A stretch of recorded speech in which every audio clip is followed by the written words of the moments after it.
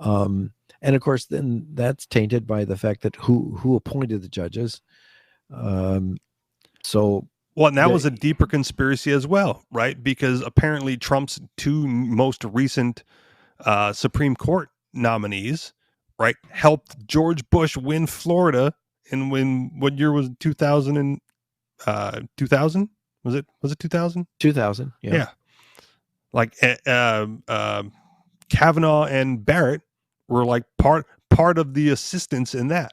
So the Trump train people are like, well, see, look, he knew way in advance that this was going to come down to the Supreme Court, and so he appointed the two people that helped George Bush win in 2000 to make sure that he was gonna take back the presidency this time. Like it's been well known and well documented throughout history. I go, yeah. So the standard procedure is both sides cheat, right? One side cheats better. That we call them the winner. The other side concedes, right? I think that's the most important part. The other side concedes defeat, and therefore there's no need to investigate, right? If the loser goes like, oh no, you got me, right? Then there's no challenge. There's no reason to look into it. There's no reason to, determine whether or not there was chicanery afoot, right? That's the biggest difference this go round is that Trump is like, no, we're fighting this to the bitter end, right? Just like Al Gore in Florida. No, there's no concession right away. And now it's, will Trump actually concede at some point? Maybe. What will it look like? Who knows? It's Trump. It's going to be spectacular. That's what I'm saying. It's gonna be chaos. It's gonna be crazy. There's a whole bunch of people that are actually abandoning Fox News because Fox all of a sudden called it for Biden, and the people in charge of Fox now are telling the world that there's nothing to worry about. The election process is flawless, and they got the right guy, and there's nothing to see, nothing to investigate anymore. And and I think that's, well, it's sad and it's wrong, and I think it's part of the deep state that wants to control who's president. And and I feel like if they can do that, then there's going to be more wars and more less information for the public. Well, you talk about chaos. Can you imagine the chaos? The actual chaos if the beacon of freedom and liberty and democracy was found to not have fair and open elections, right? Like protecting the system is way more important than having the system operate accordingly, right? Having the appearance of a fair and open election system or a democratic system is way more important than actually having one come hell or high water. Because if they wanted open and fair, then yeah, there would be paper trails, there would be counts and recounts and verification counts and multiple people looking at things and some significant level of redundancy to find out, to hash out discrepancies. But no, our system works perfectly, because if for it not to work perfectly, destroys the entire concept of democracy. Which I'm in favor of. Oh, as am I, but you can see why they would say that. You had something to say, Case? Yeah, I think that the whole notion of fair is worth examining, because I think it's built into the system and it's legitimate that it's unfair. Take, for example, the Electoral College. I mean, normally in most places in the world, even in this country, people assume that democracy means majority rules. Okay, the larger vote wins the candidacy. Yeah. But now we've seen in our recent lifetime 2 times, and it happened once before back after Civil War too, where the person who didn't win the majority of the votes still won by a you could say the contrivance of the Constitution. So yes, it's constitutional, but I think that it was a compromise so that the states would all agree to come together. But I think that there's no particular reason at all to say that, well, because there's You're 6 minutes away from a live episode of Free Talk Live. Listen live at freetalklive.com. Spend the money on COVID-19 relief or return it. I'm Ann Carrick, Fox News. Republican leaders supporting the idea to return unspent coronavirus relief funding. Fox's Jared Halpern. Treasury Secretary Steve Mnuchin wants the Federal Reserve to return more than $400 billion of COVID-related funding appropriated by Congress for lending facilities. Much of that has gone unused and the programs expire at the end of the year. Senate Majority Leader Mitch McConnell agrees with the Treasury Secretary and says Congress should repurpose the money toward urgent and targeted relief measures. Fed Chairman Jerome Powell disagrees, saying it's too soon to shut down programs. President Trump emerging briefly today, announcing 2 regulations to reduce prescription drug costs. Medicare will now look at the price that other developed nations pay for their drugs. One of the regulations ties the cost of drugs administered in a doctor's office to the cost of drugs abroad. The other regulation requires that rebates for drug companies for medicines prescribed to Medicare recipients go directly to patients. The president did not take any questions, marking 17 days since he last took a question on any subject. Fox's John Decker in Washington. President-elect Joe Biden spending his 78th birthday meeting with top congressional Democrats in Delaware, including House Speaker Nancy Pelosi and House Minority Leader and Senator Chuck Schumer. There's a lot of work to do. I'm looking forward to work. And just to understand, in my Oval Office, you're mi casa, you casa. I'm going to need you. I hope we're going to spend a lot of time together. The Trump campaign now dropping its election lawsuit in Michigan as Georgia election officials certify a Biden win after a close race and a recount. America's listening to Fox News.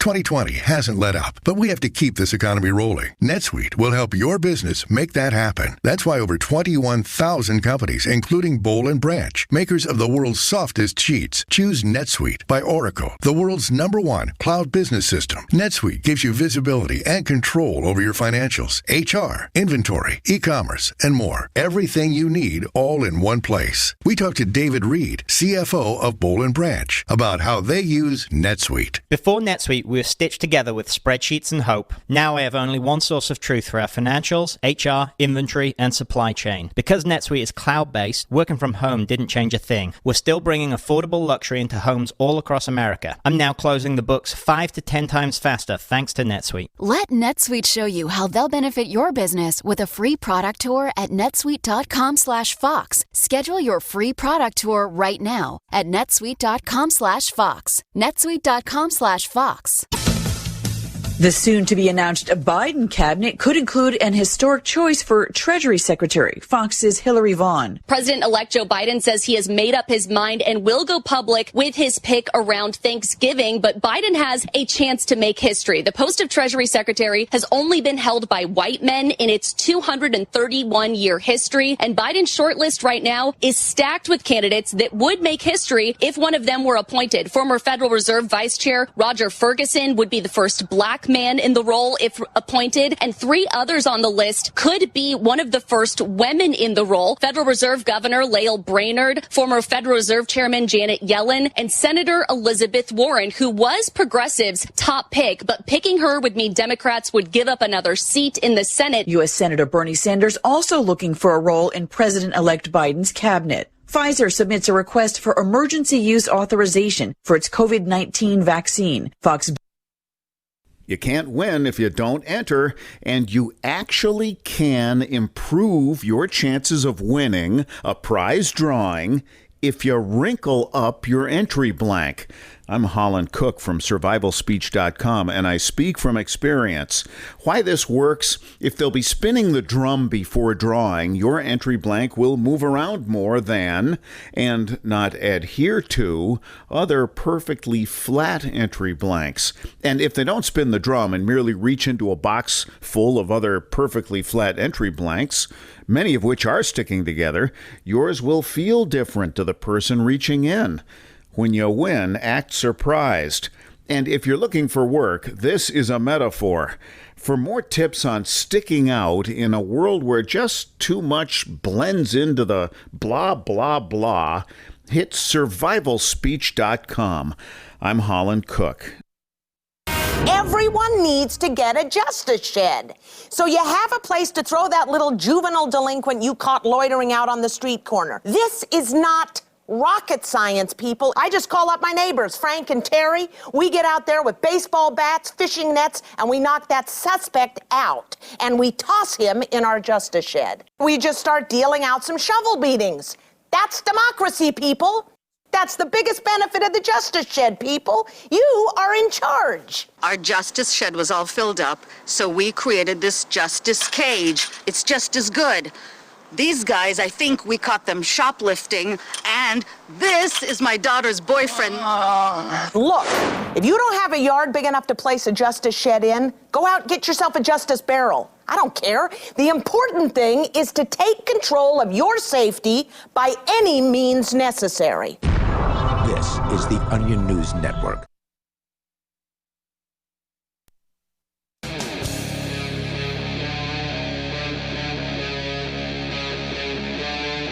Free Talk Live.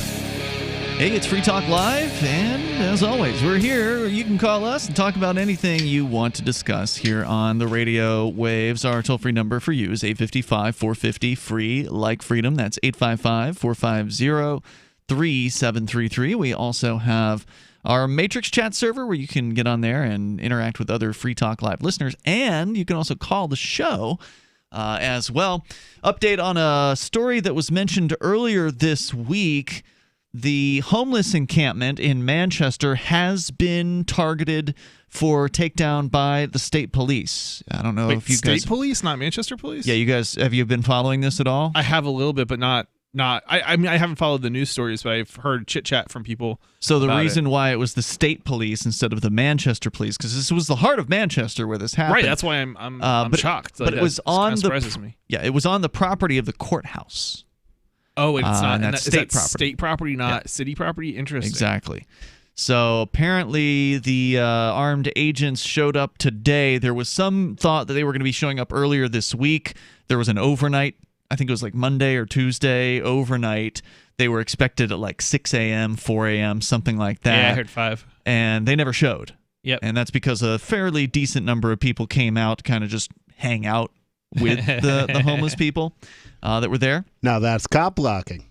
Yeah, technically it was. In fact, Joe Orga from Breaking the Flaw, who called into the show last night, he was actually there on Breaking the scene. Breaking the Flaw. Yeah, and he was doing live streaming during it. I don't think he was there today when it actually went down. So they actually did it during daylight hours today. Now, from what I understand, our former co-host Daryl Perry was there and did get some footage. I have not yet had the chance to review it, but he did send it. Oh, he loves footage. He did.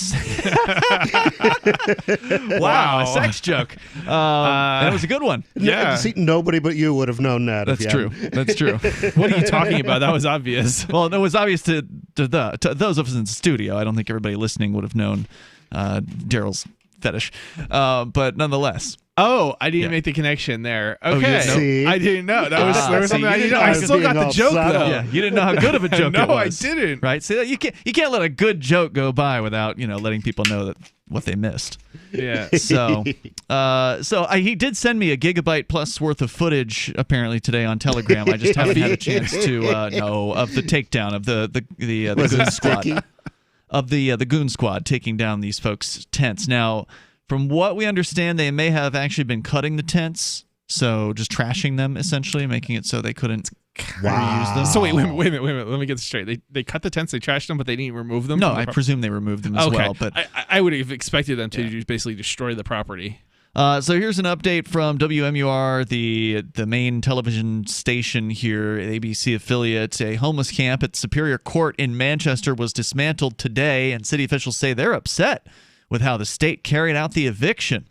See, they would have done it more humanly. Right. The city of Manchester would have been really kind. Oh, they're known for being humane. Yeah, like one of the most They corrupt... humanely have falsely arrested me a couple of times. One of the most corrupt cities in New Hampshire. Yeah, I'm sure they're going to do it more kindly. Right. But because they didn't do it, they can point their finger and say, we would have done it so much better.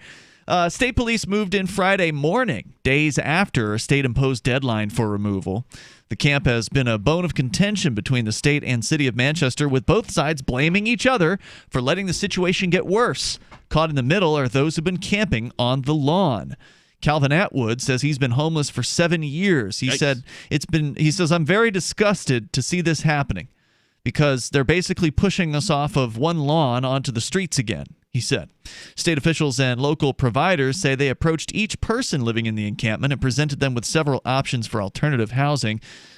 Associate Attorney General. Yes, there was a state prison and there were several county jails off. Yeah. That's exactly how they would phrase it too. Well, we presented them with other options. Yeah, I'm sorry, but I don't think most people want to be imprisoned or in a cage for. They have sort of halfway house places, but some of these folks don't want to get off the drugs. They'll address that coming up here later in the story. But they don't want to get off the drugs, but. In some cases, but, I've known a lot of people who have been homeless who would not go to shelters. Mm-hmm. For one thing, shelters are bloody dangerous a lot of the time. You can be frequently, especially for women, they are safer on the street than they are in a shelter. Really? Because they can have a man with them on the street. But not on in the shelter, they might not be able to. So they lose their protection. State officials again presented these alternatives. Associate Attorney General Ann Edwards said, quote, for individuals who did not want to choose another housing, they were assisted in packing their items and moving.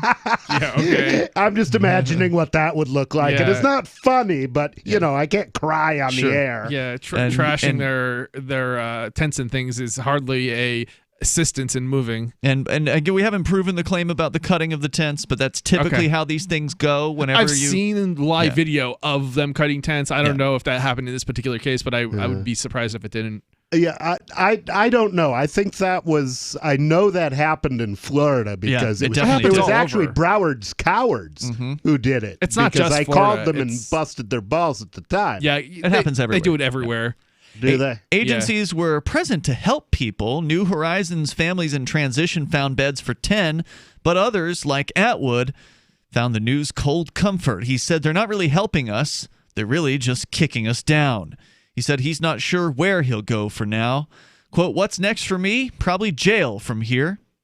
And the reason that's the case is because, well, if you're homeless, jail will provide you with a relatively warm place by comparison to, say, a tent outside of wherever, and you'll get 3 meals a day if you're in jail. So there are some people who are homeless who sort of have the policy that they'll commit some sort of crime as it starts to get cold out there, some non-crime, something that'll get them arrested and get them sentenced to some amount of time through the winter in jail.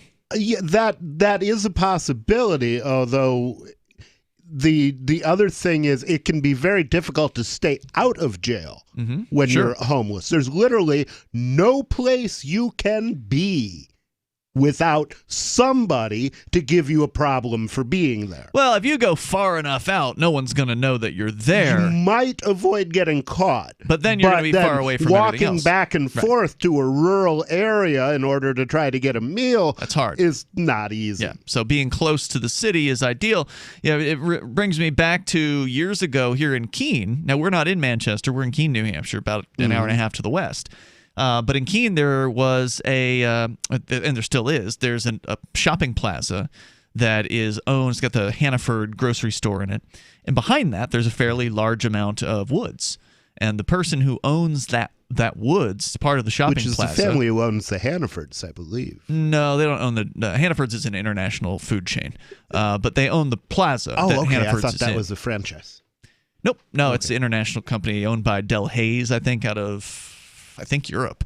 Oh. But anyway, so they own the plaza, though, that the grocery store is in. They own the plaza, and it's on a large plot of land. Oh, okay. That's what so it is. They were knowledgeably allowing homeless people to stay on that land. Like, they knew that there was a homeless encampment on that land, and they were fine with it. Bloody kind of them. Yes. Because, it's fine. They have their little their thing. It's back in the woods. No one's bothered by it. Fine, have it. Well, the city of Keene decided they were going to come in and make everything better by demanding that the homeless people build their shanty up to code. So wait a minute. Because it's not safe, right? That's What right. is pitching? How do you pinch a tent to code? It wasn't a tent. They had some sort of like built thing that they had constructed back there. And 2 men enter, 1 man leaves. And the city just wanted to mess with these people, right? So, this building isn't up to code. Therefore, we have to tell you that you have to leave it and tear it down and so on and so forth. And so it ended up making it into the local newspaper that the local government was targeting these homeless people, and there was no reason for it. There was none whatsoever besides just harass these homeless people. So this has been going on. It goes on almost everywhere, and it's so sad. We got some more we can share with you about it. The toll-free number is 855-450-FREE. If you want to weigh in, 855-450-3733. Happy Thanksgiving, y'all. We're kicking you out because it's the holiday season, Thanks. right? Yeah. 855-450-FREE. You can join us on the radio. This is Free Talk Live, and don't forget our Matrix chat server. It's open for you. Go to chat.lrn.fm. You get instructions on how to join up over there. More coming up. It's Free Talk Live. News from news.bitcoin.com. Bitcoin breaks 16,000 as Congress is poised to pump even more unbacked dollars into the market. John McAfee pumps Ghost, his crypto token, from prison. Threats from the SEC ignored. New Wyoming Congresswoman is a Bitcoin holder. Law enforcement moves long dormant Silk Road Bitcoin billion. Trump and Biden tied over who stinks more for crypto. Bitcoin.com is your source for getting started with cryptocurrencies, getting a wallet, buying Bitcoin Cash, mining, and all the latest cryptocurrency news. Divi's been a pretty good investment for Free Talk Live. Their ad campaign started in September 2019, and from mid-March to mid-July, the values soared by 10 times. It's not too late. Divi's new wallet hasn't even released yet, and other things are happening that I can't even say on the radio. If you want to invest and potentially do well, go to diviproject.org. I can tell you that FTL is deepening its partnership with the guys from diviproject.org. Past performance is not an indication of future profit. diviproject.org. DIVI project.org. Freedom! Freedom is the call of the untamed Scotsman and all others that want to feel the wind under their kilts. At Free Talk Live, we love the breezy, swinging feeling that only a kilt from Sport Kilt can give. We teamed up with Sport Kilt to let you experience their form of freedom at a discount. Go to kilts.freetalklive.com and see a picture of Richie and me in our kilts. And then head over to sportkilt.com. Get some stylish freedom for yourself and use code FTL for a 10% discount. Sportkilt.com. What if the United States and the Soviet Union had fought on land, sea, air, and the astral plane, struggled for dominion across parallel dimensions, or on the surface of the moon? What wonders would have been unveiled? What terrors would have haunted mankind from those dark and dismal dimensions? Come closer, peer through a glass darkly, and discover the horrifying alternative visions of World War III from some of today's greatest minds in science fiction, fantasy, and horror. Weird World War III. Available now from Baen Books at baenbooks.com. Free Talk Live. Ms. Maxwell's local council has decided that the pool, which is only 2 feet deep, needs a lifeguard. It's a kiddie pool. As if the lifeguard wasn't enough, she's also been told she must have insurance. The health and safety edict came after she wrote to the city council asking for permission to put a bigger pool in the communal garden outside her home. That was her mistake, asking for permission rather than forgiveness. But nonetheless, not only was she told it was too dangerous, but the council told her to empty the existing pool. The Portsmouth manager defended the ruling yesterday. Nigel Selly said, "We didn't have sufficient assurances that the risks associated with providing such a facility would be well managed. It's a facility. How dare you? How dare you erect this structure on your property? It's an inflatable pool. Without our permission." Free Talk Live, 7 nights a week from 7 to 10 Eastern, live on the Liberty Radio Network at LRN.FM. The LRN.FM social media channels have been revamped. We've eliminated Facebook and focused on other platforms like Twitter and Mastodon, the decentralized alternative to Twitter. On our accounts, you'll find posts from multiple LRN.FM show hosts together in one place. Follow us on Twitter at twitter.lrn.fm, or better yet, move to the decentralized Mastodon social media platform at toot.lrn.fm, toot.lrn.fm.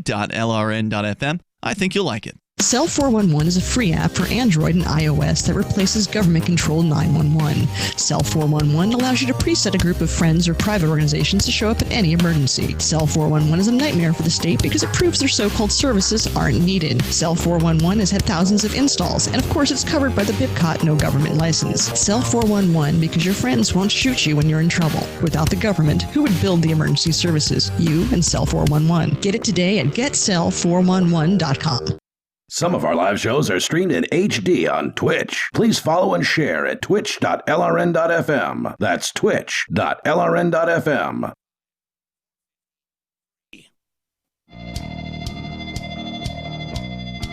It's Free Talk Live. Dial in toll free and bring up what you want here. Our number is 855-450-FREE. We're talking about a homeless encampment that was located outside of a courthouse in downtown Manchester, New Hampshire that was...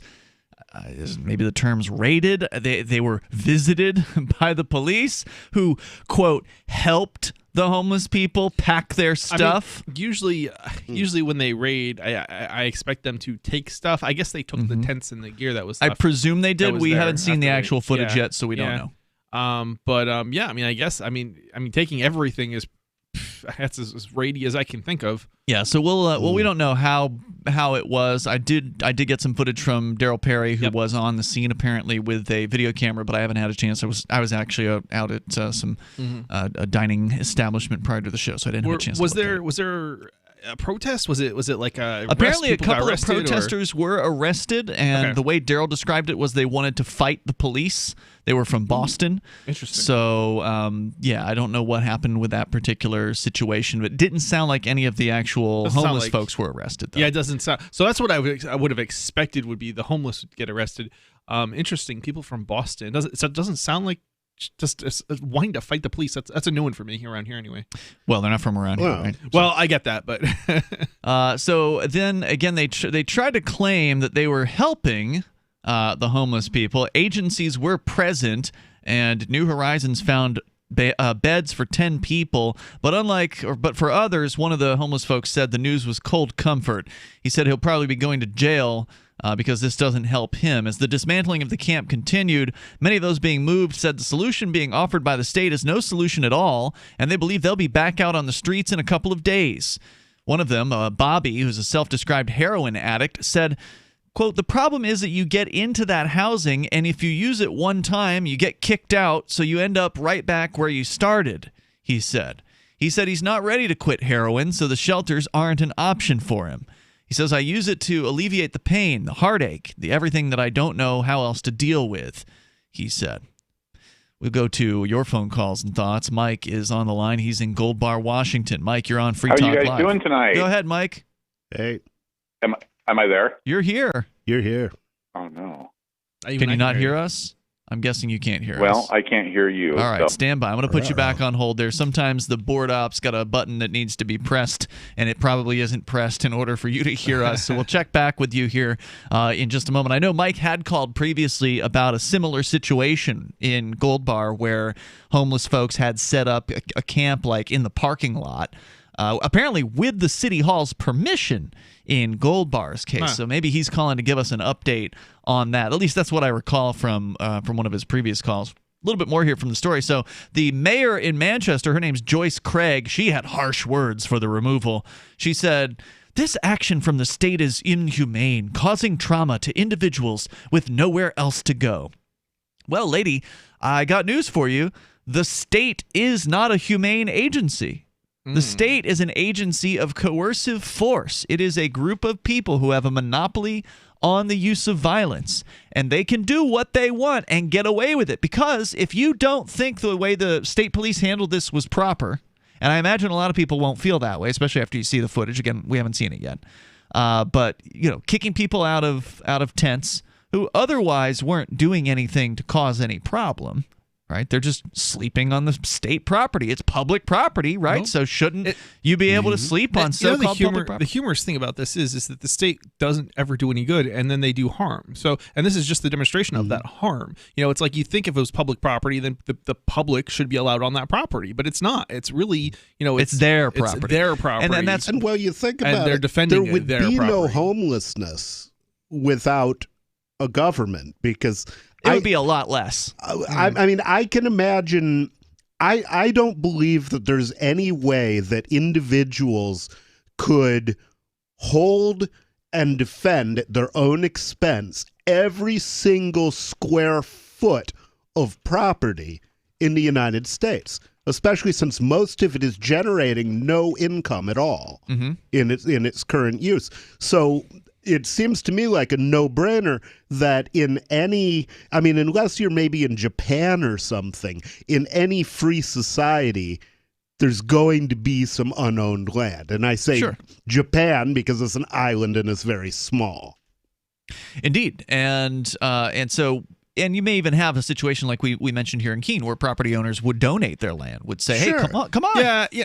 And it's like a lot of the problems is that they're actually taking money. They're depriving people of the funds that they need in order to put a roof over their head and feed themselves. Who's taking the money? The city, the states. They pass all these laws that increase the cost of housing and so on. Sure. Whereas, as an example that we had in Keene here with the homeless shelter, where they had built or not the homeless shelter, but an encampment. Where they built a structure. The city came in and said they couldn't have it. So because they could not afford to hire the planners or the you need to hire our approved construction company. That cost obscene amounts of money. And you for have somebody to bribe the inspectors, probably. Yeah. Right, not It'll doing only cost you $50,000. You guys got the beer money for that, right? They're literally ensuring that people, stay out in the cold, literally on their street. Yeah.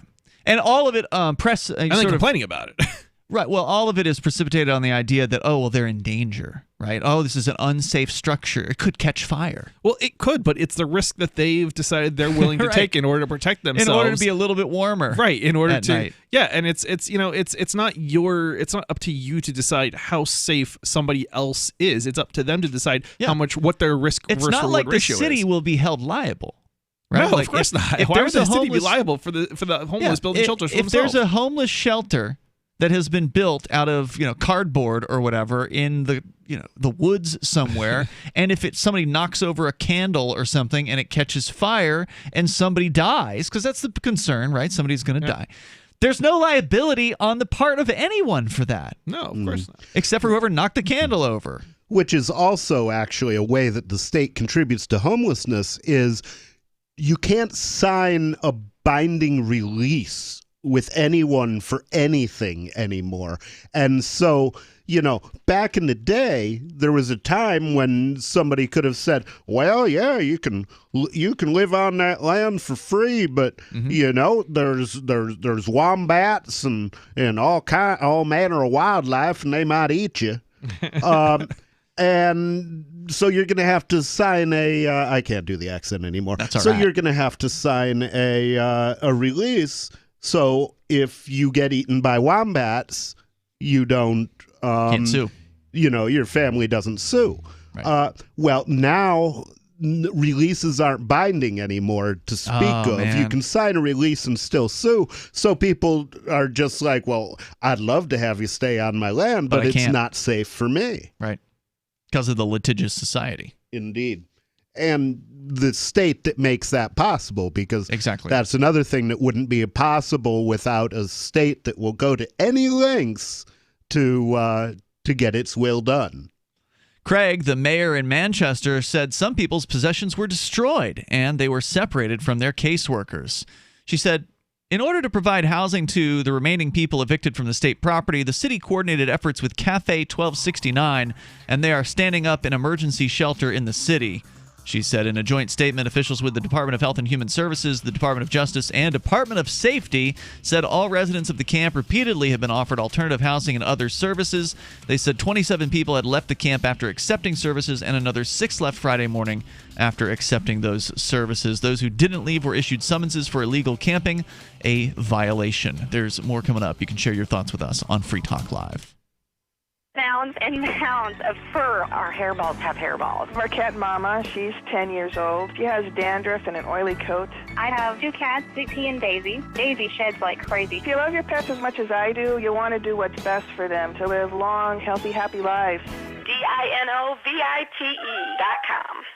I just tried this wonderful Catalicious Dynovite for cats, and my cat has been on it for 2 weeks. She is not scratching anymore. She's not chewing anymore. It is just the best. I was thrilled when I heard Dynovite for cats was coming out because I'd seen the changes in my dog. To introduce my cats to Dynovite, I took the advice from Dynovite and put their food on top of just a scoop in the bowl, just to get them used to it, because I know if I even switch one little thing, they put their nose up to it. There was not one problem. Dynovite for life.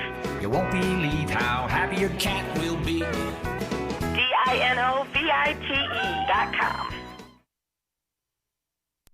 Is spreading the message of liberty, cryptocurrency, and peace around the globe worth $2 per month to you?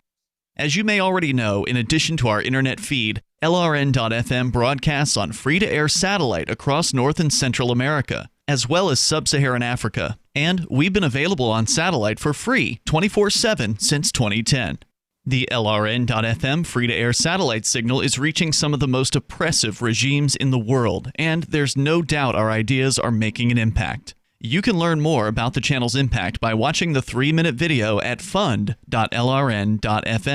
If you'd like to help free minds globally with our ideas of liberty, cryptocurrency, and peace, you can donate as little as $2 per month via fund.lrn.fm.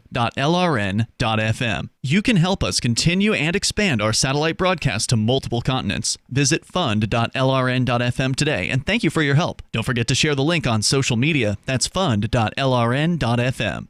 Are you a cryptocurrency advocate? The Crypto Tip is the ideal outreach tool to help new people discover cryptocurrency. It's a printable business card-sized tip that you can give to service providers, preferably in addition to a good cash tip. When the server scans the QR code, it'll bring up an explanation of cryptocurrency, how to install a wallet, and allow them to claim the tip. If they don't claim the crypto, you get your tip refunded to you after a time period you specify. Plus, if they do claim the tip, you get an email alert. Create as many tips as you want at cryptotip.org. That's cryptotip.org. There are lots of ways to listen to Free Talk Live. Our podcast has been around since podcasts began, and now the FTL feed is loaded with content besides our full show archives. Did you know that we make it easy for you to customize your podcast subscriptions? We have different feeds, one that includes only our full shows, one with just the Daily Digest, and our main feed that includes everything. You decide what you listen to. It's quick and easy to customize your feeds at feeds.freetalklive.com. That's feeds.freetalklive.com. I've been told no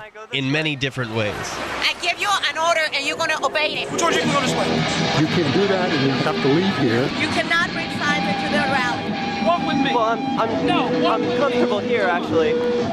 Whoa, Hey, who do you think you are? Excuse me. There is no video or audio allowed in this office. No, I have work today. You ain't gonna make it. Wait a minute.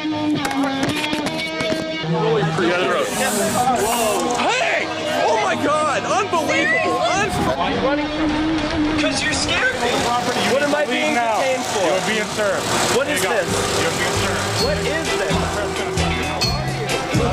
Bureaucrats have a funny way of telling people no. That's the sound of the men working on the chain. Derek J's Victimless Crime Spree. Watch it for free and order the Director's Cut DVD at victimlesscrimespree.com. Love what we do? Please help support our international satellite channels at patreon.lrn.fm. That's patreon.lrn.fm.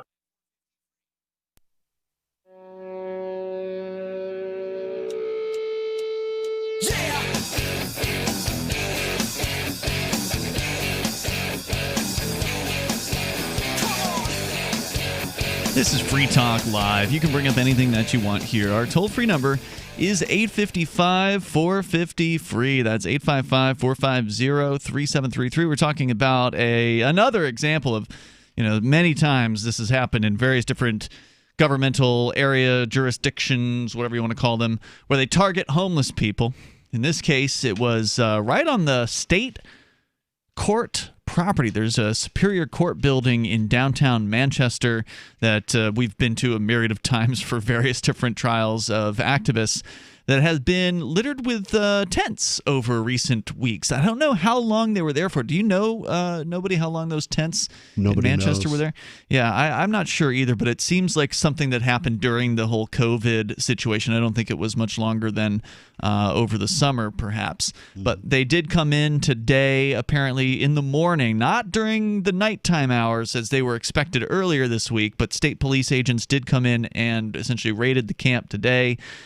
They packed up their stuff. They may have cut tents. We have not seen the evidence of that claim yet.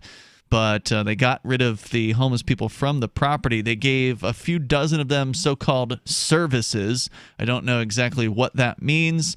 Those who didn't leave the camp were issued summonses for illegal camping, which is a violation-level offense, and 2 people who continued to refuse to leave were arrested and charged with criminal trespass, according to state bureaucrats.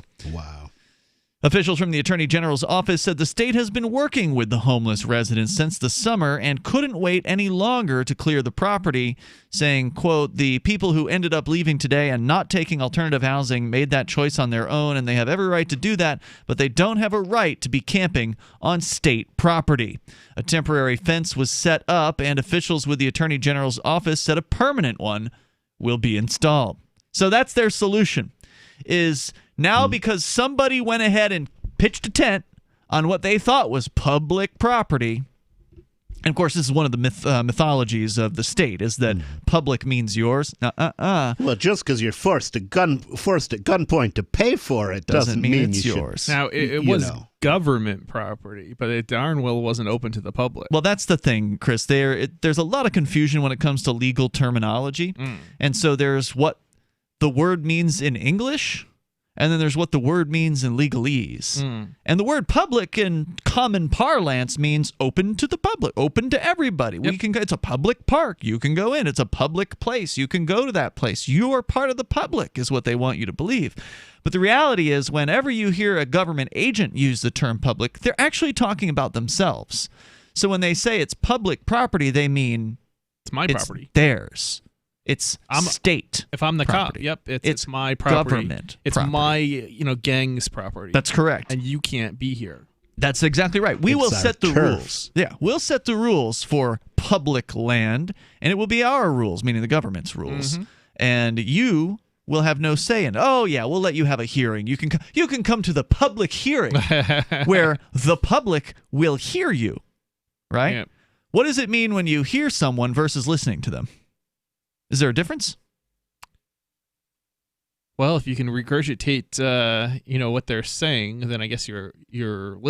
That's some proof that you've listened to the person, that right? You've listened to them. But I can hear sounds without listening to them, right? Yeah. So if you're talking in the background and I'm busy doing something, like let's say I'm distracted by my phone or I've got a paperwork to fill out or something, and you're talking to me, I may not actually be listening to you, even though I am hearing. So I know that you're talking. Yep. But I don't know what you're saying because I'm distracted. I'm not paying attention. Right. So there's a difference. That's the difference between hearing and listening, right? Is you're paying attention to somebody. So a public hearing is where they're hearing you and they're the public, right? And if they don't want you to speak, you won't be allowed to. If they tell you that you are not allowed to continue speaking and you keep speaking, they'll send their cops to put you in a jail cell. So they set all the rules. Cage. There was when your discussion of public versus actually public property reminded me of a Nietzsche quote. Government, he says, is the coldest of all cold monsters. Coldly it lies, and this lie slips from its mouth. I, the government, am the people. Everything the government says is a lie, and everything the government has is stolen. Yep. Yes, that's a true. great quote. Truth. Yeah, so whenever you hear the word public being used, just put the word government instead. Public schools? No. Government schools. They're not open to the public. Try to walk into a government school and see what happens.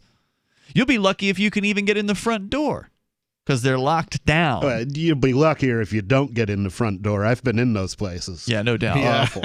And when I say locked down, I don't mean it's a 2020 thing. I mean at all times. I remember I went to there was a time when I had a speaking engagement in front of a high school class like within the last decade. It was me and Garrett, Ian, and Mark Warden, the Porcupine Realtor. We had gotten, because Garrett's mom was actually a teacher at the school, so she invited the three of us in. So she invited the three of us in to kind of speak to the class about libertarian activism kind of stuff. Yeah. And it was fun. It was a good time. I'm glad that I did it. You know, lots of good questions from the students and that sort of thing. But in order to get into the school, I had to stop in like an airlock that they had, so like the two different doors on different sides, right? So one door's open, Wait, you have to really? go in there, and you can't go in the the other door. It's locked. Like the jail doors. I Yeah, like remember in jail. those. Exactly. Are you serious? No, absolutely serious. This was like a decade ago now. Portcullis.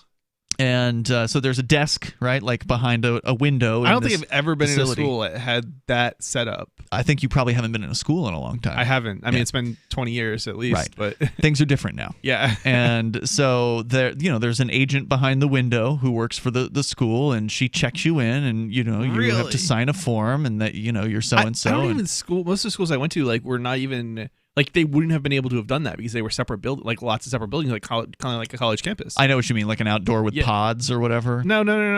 Like big buildings. So I mean, I guess Right, that's what I mean. Buildings. They might call them. Some places they call them pods. I had a school like that I went to in Florida. Yeah. That school now. Yep. That was very open. It was sold as being very open. It is now surrounded by a fence. So how do they? So they have like a gate or something? Yeah, they have more than one. So they have multiple gate entrances in order to this what was formerly an open campus. In order to keep people in or out. That is so weird. And it's really creepy too. Somebody who went to that school in the past had gone to visit within the last 5 or so years, and they took photos of it, and it's like really creepy. It used to be really this open campus, and now it's totally you locked know what's down. even creepier is that there are schools, and I've seen this. I knew somebody who went to a school where they had barbed wire around the school. That's not a new thing. That's been going on for a long It's time. not even. It wasn't even just like keeping people out. Keeps them in. It keeps people in. Of course it does. Like, what on earth? Like you're literally. It's prison. It looks like a prison. Yeah. It's like, why do you need barbed wire if you weren't to keep locked kids in? Then if you found some bully intolerable, you wouldn't have to shoot the place up. You could just go someplace else. This wasn't like an inner city school either. Right. It's like it's so messed up. It is. And there's a lot of that stuff going on.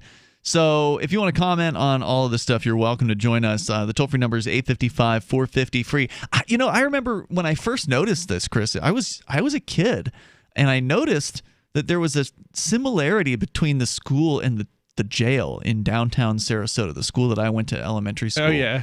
And it turns out the same architect built both buildings. So there literally were very similar designs because it was the same guy. Yeah. Yeah, who did that's nearly always the case. I know that was the case in my town as well. Yep. And of course, there's the buses. They are the same. They're just differently colored, right? The kids' buses are yellow. The jail buses are white or blue or whatever. So many similarities. So if you want to comment, please join us here. Again, they're talking about putting a temporary fence and then building a permanent fence. Now, I presume that is just for the yard areas, right? So for those that aren't familiar with the property, most of this property is occupied by the courthouse. It's not a huge block or anything like that. It's just like a city block, and it's mostly the courthouse. Okay, and there's a parking lot for the bureaucrats on one side, and there's a park on the other side. Like, so Veterans Park is on the back side. I was saying, what I saw them camping on looked like a park to me. No, they were on the side of at least one side, maybe both, but they were on one side of the building. I'm sorry. It was a lawn. Not a park, but a lawn. And that's what I'm saying. A lawn next to a big building is, to me, in my mind, like a park. Well, there's a park behind it. I know there's an actual park next to it, but it looked like a park 450 free. It was a lawn, and that's the part that I think they're putting the fence up around now. That just will look so weird. It will look ridiculous. Yeah. It's Free Talk Live. Hi, I'm Dan Pilla. I started fighting the IRS over 40 years ago when they tried to seize my mother's house. I sued the IRS and won. I beat the IRS then, and I've been beating them ever since. I wrote the book on tax debt settlement, and I've helped thousands of people deal with tax problems they thought might never be solved. I can help you too. If you owe taxes you can't pay, don't wait another day. There's no such thing as a hopeless tax case. Call 800-34-NO-TAX or go to my website, danpilla.com. That's danpilla.com, danpilla.com. It's not over. Sadly, our nation is going through tough times again, with no end in sight, and nobody knows what might happen next year. That's why it's a good idea to plan ahead so you aren't caught off guard. Nothing's more important than having enough food to eat, and we're here to help. We're My Patriot Supply, America's leading emergency preparedness company. We provide long-term emergency food that lasts up to 25 years in storage. When grocery stores run empty or disasters strike, our foods will be there when you need it most. Act now and secure at least a 4-week emergency food kit full of tasty meals that provide 2,000 calories a day. We have dozens of emergency food storage kits to choose from. When the government tells you not to go out, you can have the peace of mind that comes from being prepared. When you order from MyPatriotSupply.com, your food will arrive discreetly at your doorstep in no time. Prepare today. Time is short. MyPatriotSupply.com. That's MyPatriotSupply.com.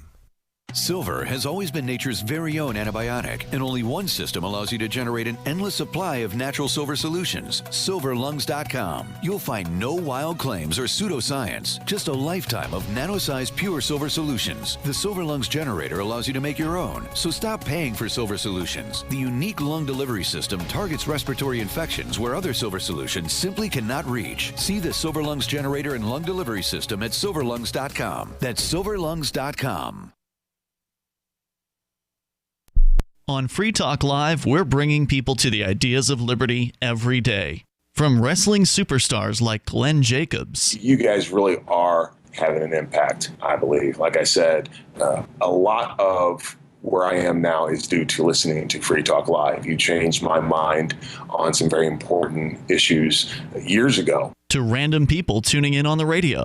I was kind of stuck in the left-right paradigm. I heard your show by chance on a Saturday night. From there, I went on, joined the Free State Project, and become an amplifier. So, I mean, that's really the reason why I amp is because I know that if it wasn't for you guys being on as many stations as you are, I never would have found the ideas of liberty. Your amp will directly change more lives by getting Free Talk Live in front of people looking for talk radio online and on the air. When you amp Free Talk Live, you get perks like access to the AMP-only Facebook group and AMP podcast. Visit amp.freetalklive.com. What if you want to hear the latest episode of Free Talk Live, but all you have is your phone, you forgot to download our archive, and you have no data connection? You can call our Listen line at 641-793-0191. That's a long-distance number, so you may incur charges. If not, listen as long as you want. 641-793-0191. The Free Talk Live Listen line, 641-793-0191. Look, I'm sorry, but you're in for a world of pain if you use Koinomi. The reason is their wallet doesn't support payments. The solution is simple. Let them hear your voice. Message Koinomi on Twitter, it takes 5 seconds, and tell them AnyPay sent you, because they're on the fence right now, and your voice will prove that people care about using Bitcoin for payments. Go tweet at Koinomi now. Or even better, leave a review in the App Store. They really pay attention there. Thanks. Now you can follow LRN.FM on the decentralized Mastodon social media platform at toot.lrn.fm, toot.lrn.fm.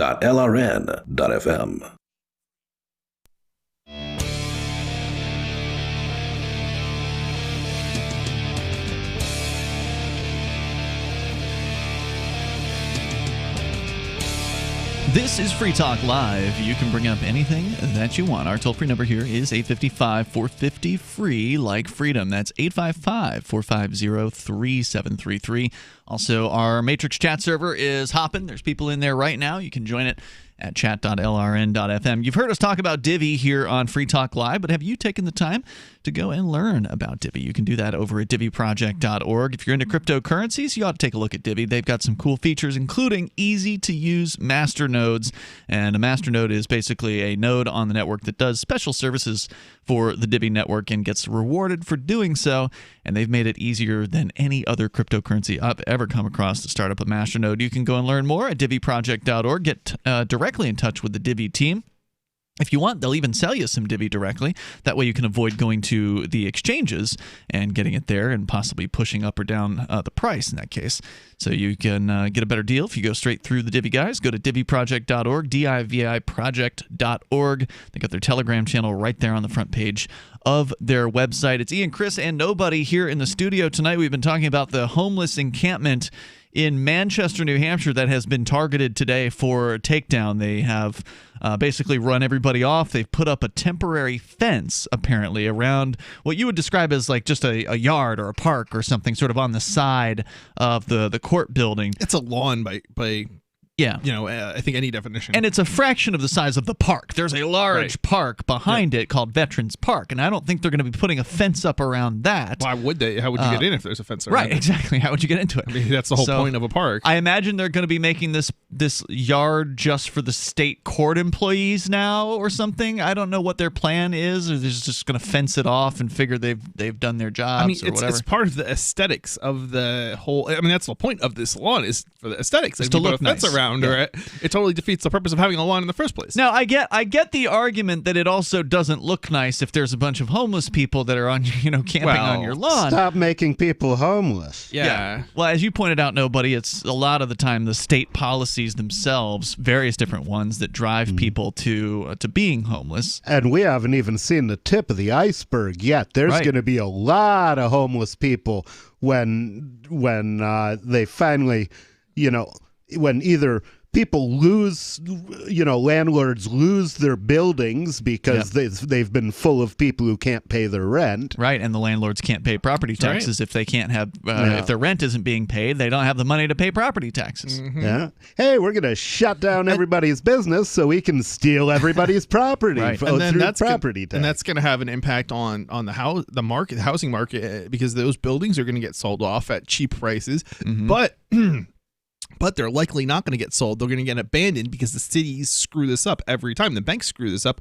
when there's nobody buying because nobody has any money. Look what happened and in then their properties Detroit. are going to fall apart, and we're going to end up just being poorer. All you have to do is look at Detroit. Exactly That's what I was happened thinking. there, Yeah. because you used to live nearby it, Nobody. And, Oh, yeah. I mean, you probably know this better than we You do. probably but- saw it happening. In the 70s, we used to have T-shirts that said, "With the last person out of Detroit, please turn out the lights." Well, the last person hasn't left, but they Not yet. There We're have been still a waiting. lot of people who've left Dude, Detroit. The number of people living in Detroit went from millions down to like 500,000 now. I think it is less than that right? Yeah, it's about 500,000 living Wow. there, last I heard. And of course, a lot of the properties there have been completely gutted. So people had left those properties, and people that were desperate for money would go in and steal the copper out of the the copper pipes and things like that. So if you bought a home there, you could get a real good deal, but it's a gutted property. And a lot of folks were leaving, as I understand it. Correct me if I'm wrong on this. They owed money they couldn't pay, essentially, to whether it be the bank or back property taxes or whatever. And so the city then takes the property. Property taxes were a big one. If it's property taxes, the city will take the property. Right. If it's a debt to a bank, Then the bank city takes it. doesn't But get the it. problem was that it doesn't matter who the debt was to ultimately at the end of the day, because people aren't making enough money, They so can't pay they it. can't pay it, whether it's the taxes or the bank. Yeah, they lose their house. Yeah, and they need to lower the taxes, so And then the house gets, ransacked by people who are so poor they have to steal copper for a living. And so basically you've got this completely useless shell of a house that no one's going to purchase on the market because there are it's dozens gonna- of them available. to try Why and would you want it? to try and repair the damage is going to cost you more than the house is worth. Yeah, you have to just tear the thing down. Yeah, and build it's a new cheaper one. to literally But why tear it would you down want to do and that? rebuild. Why Because would you want to you build wouldn't. You wouldn't, especially in Back that in area. the day, there were HUD homes Which is for $1. Which is in why Detroit, and which is people why weren't they're buying tearing down all the houses, because they're not worth anything to anybody. Right, and why would you want to build a new house in the middle of a You wouldn't, neighborhood which is that's why it's decrepit? got 500,000 people now as opposed to millions of people in the past. Yeah. Or part of it anyway. So, and there's no good solution here for these homeless people today. I mean, you're right, Nobody. If we could get rid of the government and all of its wars on drugs and all these other things, crushing people's businesses and all the COVID restrictions, there's so many different reasons why people are having a difficult time, especially more so now than ever before.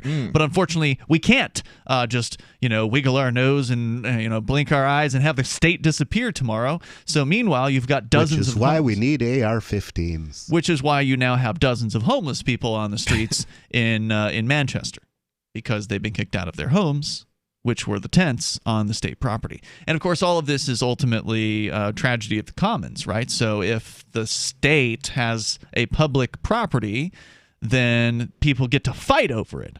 So some people say, well, why don't you let the people have their homeless camp? Why don't you let... Well, other people say, well, that's an eyesore. We don't want homeless people around like that. They're doing drugs and the kids will see it. And, there's different arguments, right? So different sides of these things. Well, don't live all there. of these people... Well, that's the thing. All of these people are living there, and they pay taxes to the same agency, and they all have disagreements over how this should be handled. Yep. Some people want to see the cops come in there and bust heads. Other people want to see these people being, given free hotel rooms. Yeah, well, I mean, you don't have to have any heads busted or have other people bust heads if you go into a partnership and you acquire the land as part of that agreement. But the problem is that's not what happened. All of this land was just acquired. It was magically controlled by a central entity, not through the agreement of the people, but through force. So, yeah, and they try to pretend like, oh, it's your land too. This whole mythology of but it's the not. public. It's not. It's not. If it's not under my control, and This I proves decide to live there, and I decide to partner with that agreement, then no. And this is proof. And you right? don't have a choice of going somewhere else because there's government everywhere. That's right. So if you want to comment, join us here. The toll-free number is 855-450. Free. In other news here in New Hampshire, the governor, a.k.a. His Excellency, Chris Sununu, announced yesterday that there will be a mask mandate statewide starting today. And we covered this last night on the show, but I don't know, did we cover that there's going to be a protest last night? I don't think we did. I don't know, but either way, it bears repeating because people need to get out there. And we're going to have when's to the let them know. protest? Sunday. Where's the protest? At 2 o'clock in the afternoon. It'll be at the governor's house. Yay! The governor is having a party. He just doesn't know it yet. Right.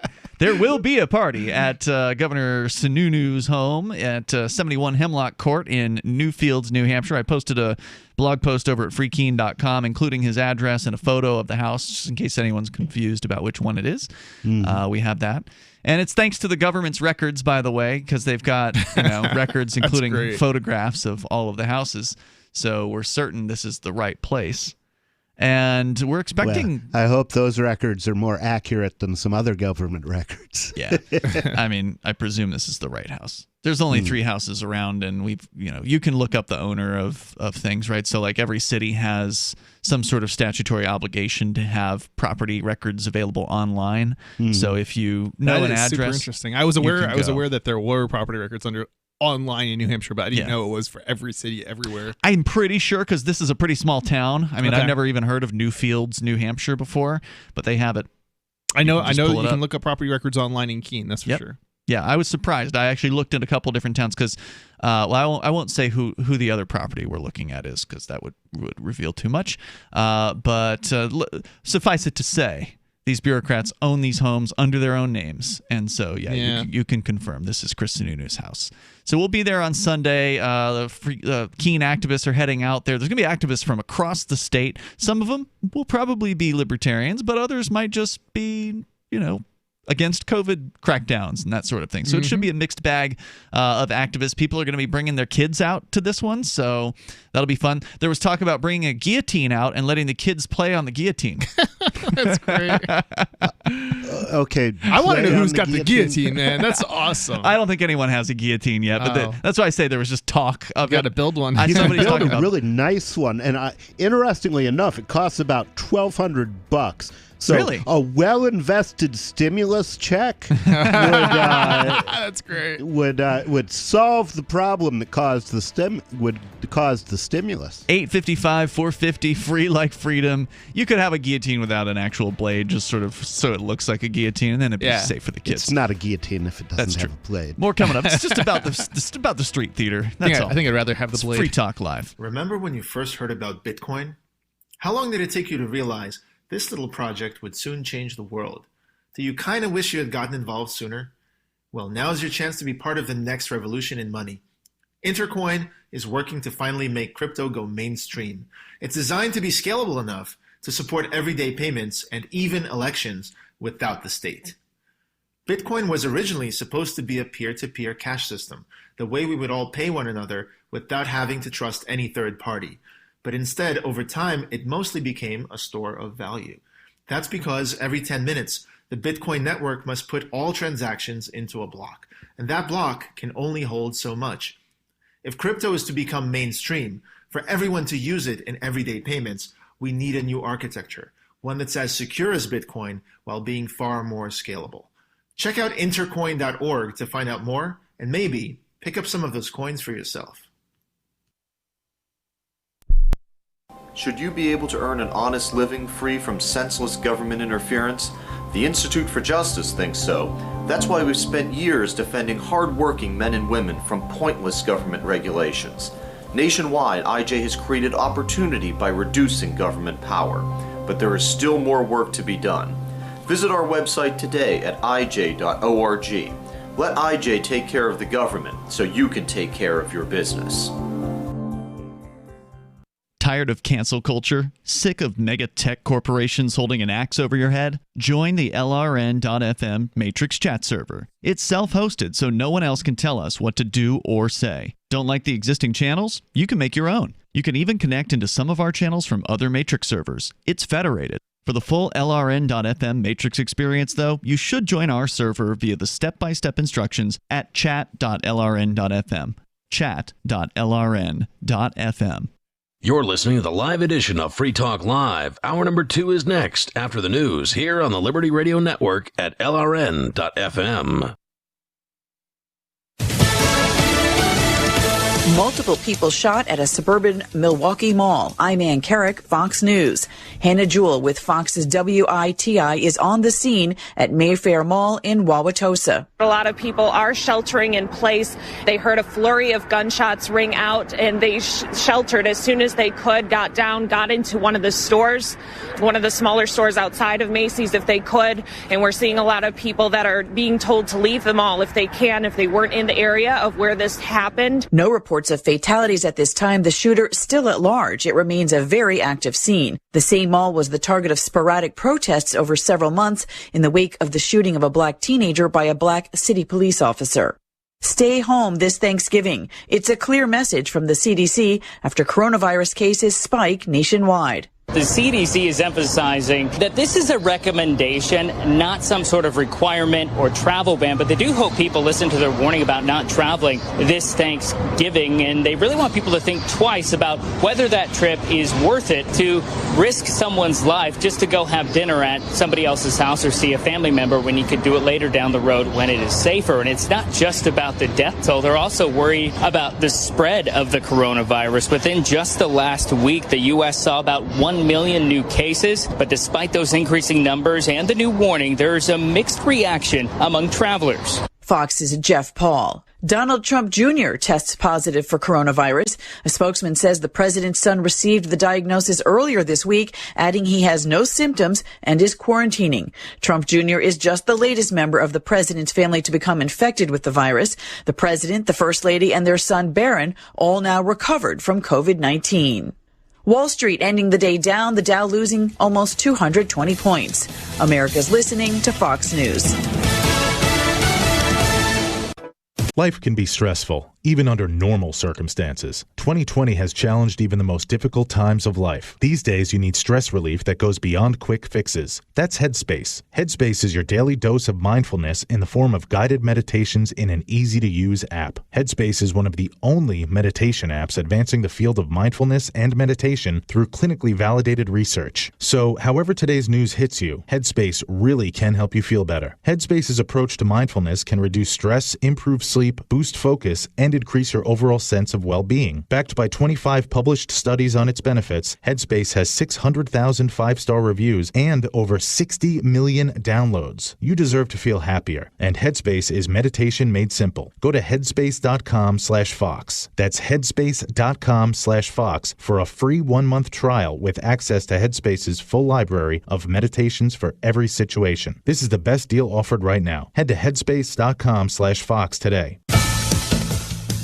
Georgia election officials certified the slate of 16 presidential electors for President-elect Joe Biden. Republican Lieutenant Governor of Georgia, Jeff Duncan, on Fox's Your World with Neil Cavuto. We continue to have a legal process for the president to be able to pursue. I know that he has the opportunity in the next few days to ask for an additional recount. I believe he has until Tuesday to make that request. But certainly, I encourage any candidate or any citizen, if you see of any sort of impropriety, now is the time to point it out to us. President Trump still can request a recount. He continues legal battles in several other battleground states. New standards could be coming for former Trump administration officials seeking to work or speak at Harvard University. A petition is circulating demanding a new system of accountability to review top political appointees who served under President Trump before they are approved as professors, fellows, or speakers on campus. The petition says those who failed to uphold traditional. I'm grateful to have heard from some of our satellite listeners recently. I appreciate knowing that people are out there who like what we do and are willing to support it financially. LRN.FM's free-to-air satellite feeds blanket most of 2 continents. It was my goal to put our channel there so people without internet could receive our programs and feed pirate radio stations. We started a fundraiser on Patreon a few years ago to back the satellite channels. I recently announced that I was considering canceling the feeds, and donations increased from 15 to 20% of our costs, which are around $1,000 per month. That's a good start, and to incentivize more contributions, the Shire Free Church will be matching every dollar. Can we reach $500 per month? With your help, we can. You can join our satellite fundraiser for just $2 a month at fund.lrn.fm. If we raise enough to keep both of the channels on the air, awesome. If we raise more, I'll add more channels. If not, we can shut them down and go internet only. It's up to you. Thank you for your support. fund.lrn.fm.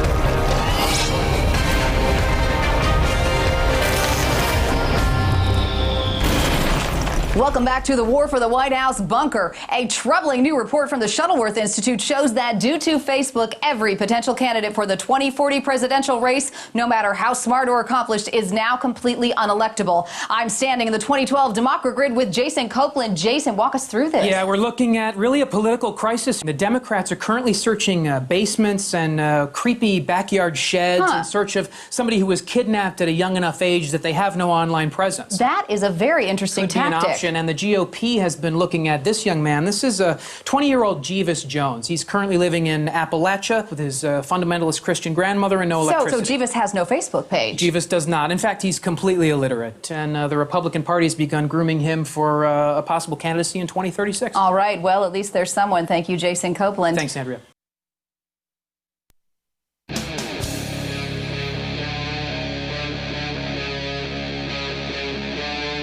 Free Talk Live. Hey, it's Free Talk Live. Kicking off the second hour of the program here. Coming up, a Austrian court ruling could censor the internet. Chris has worldwide that story. That sounds pretty scary. We'll get into that story. Ian, Chris, and nobody in the studio here tonight. Of course, we'll take your calls and thoughts about whatever is on your mind. Our number is 855-450-FREE, like freedom. That's 855-450-3733. So we were talking about an upcoming protest scheduled at the governor's home. And we're announcing this one publicly. Now, it's going to be the first one that has, to my knowledge, ever happened. I mean, I've been doing activism here now for a decade and a half, roughly, and I've never heard of anyone going to the governor's house before. Now, we've done protests outside of bureaucrats' homes in Keene. Like, we've been to Judge Burke's house on, I think, at least a few times in the past. It's probably been about a decade. He's actually no longer the judge here. He's retired. But So is he fully retired? Because he was working part-time, I thought, for a while. I don't know if he's still on a part-time basis or not, but he's retired and getting his pension, I'm sure. So we've been there. We've been out in front of police houses before. We've been in front of Rivera's house. He's the current sheriff, but this was back when he was like a police sergeant, and he put one of our friends, Kurt, who calls in as Lumpy from time to time to the show. He put him in the hospital by allegedly attacking him behind closed doors. He also tortured Sam Dodson at one point when he put him in handcuffs, and that was caught on audio, but not video because the camera was anyway. It wasn't on the video, and so we've protested out in front of his house before, and he lost it when he showed up to the house because he wasn't actually in the house when we were protesting. He showed up while we were there, so that was pretty entertaining. And let's see, we also went to Finton Moore's house. That's the cop in the Derek J. Victimless Crime Spree video that sticks an asp in his bicycle tires and knocks him off his bicycle. Knocked him on his asp. Yeah, we went to his house. That was a pretty crazy video. It was crazy. Yeah, so you can see that at victimlesscrimespree.com if you've never seen that movie. So we've got some experience doing this here in Keene, but I'd never heard of anybody doing it at the governor's house before. Now in New Hampshire, there is not a Well, supposedly there's like a governor's mansion, but that's not where the governor actually lives. That's sort of, it's been, as I understand it, a tradition in New Hampshire where the governors just live in their own homes and they don't actually live in the governor's mansion.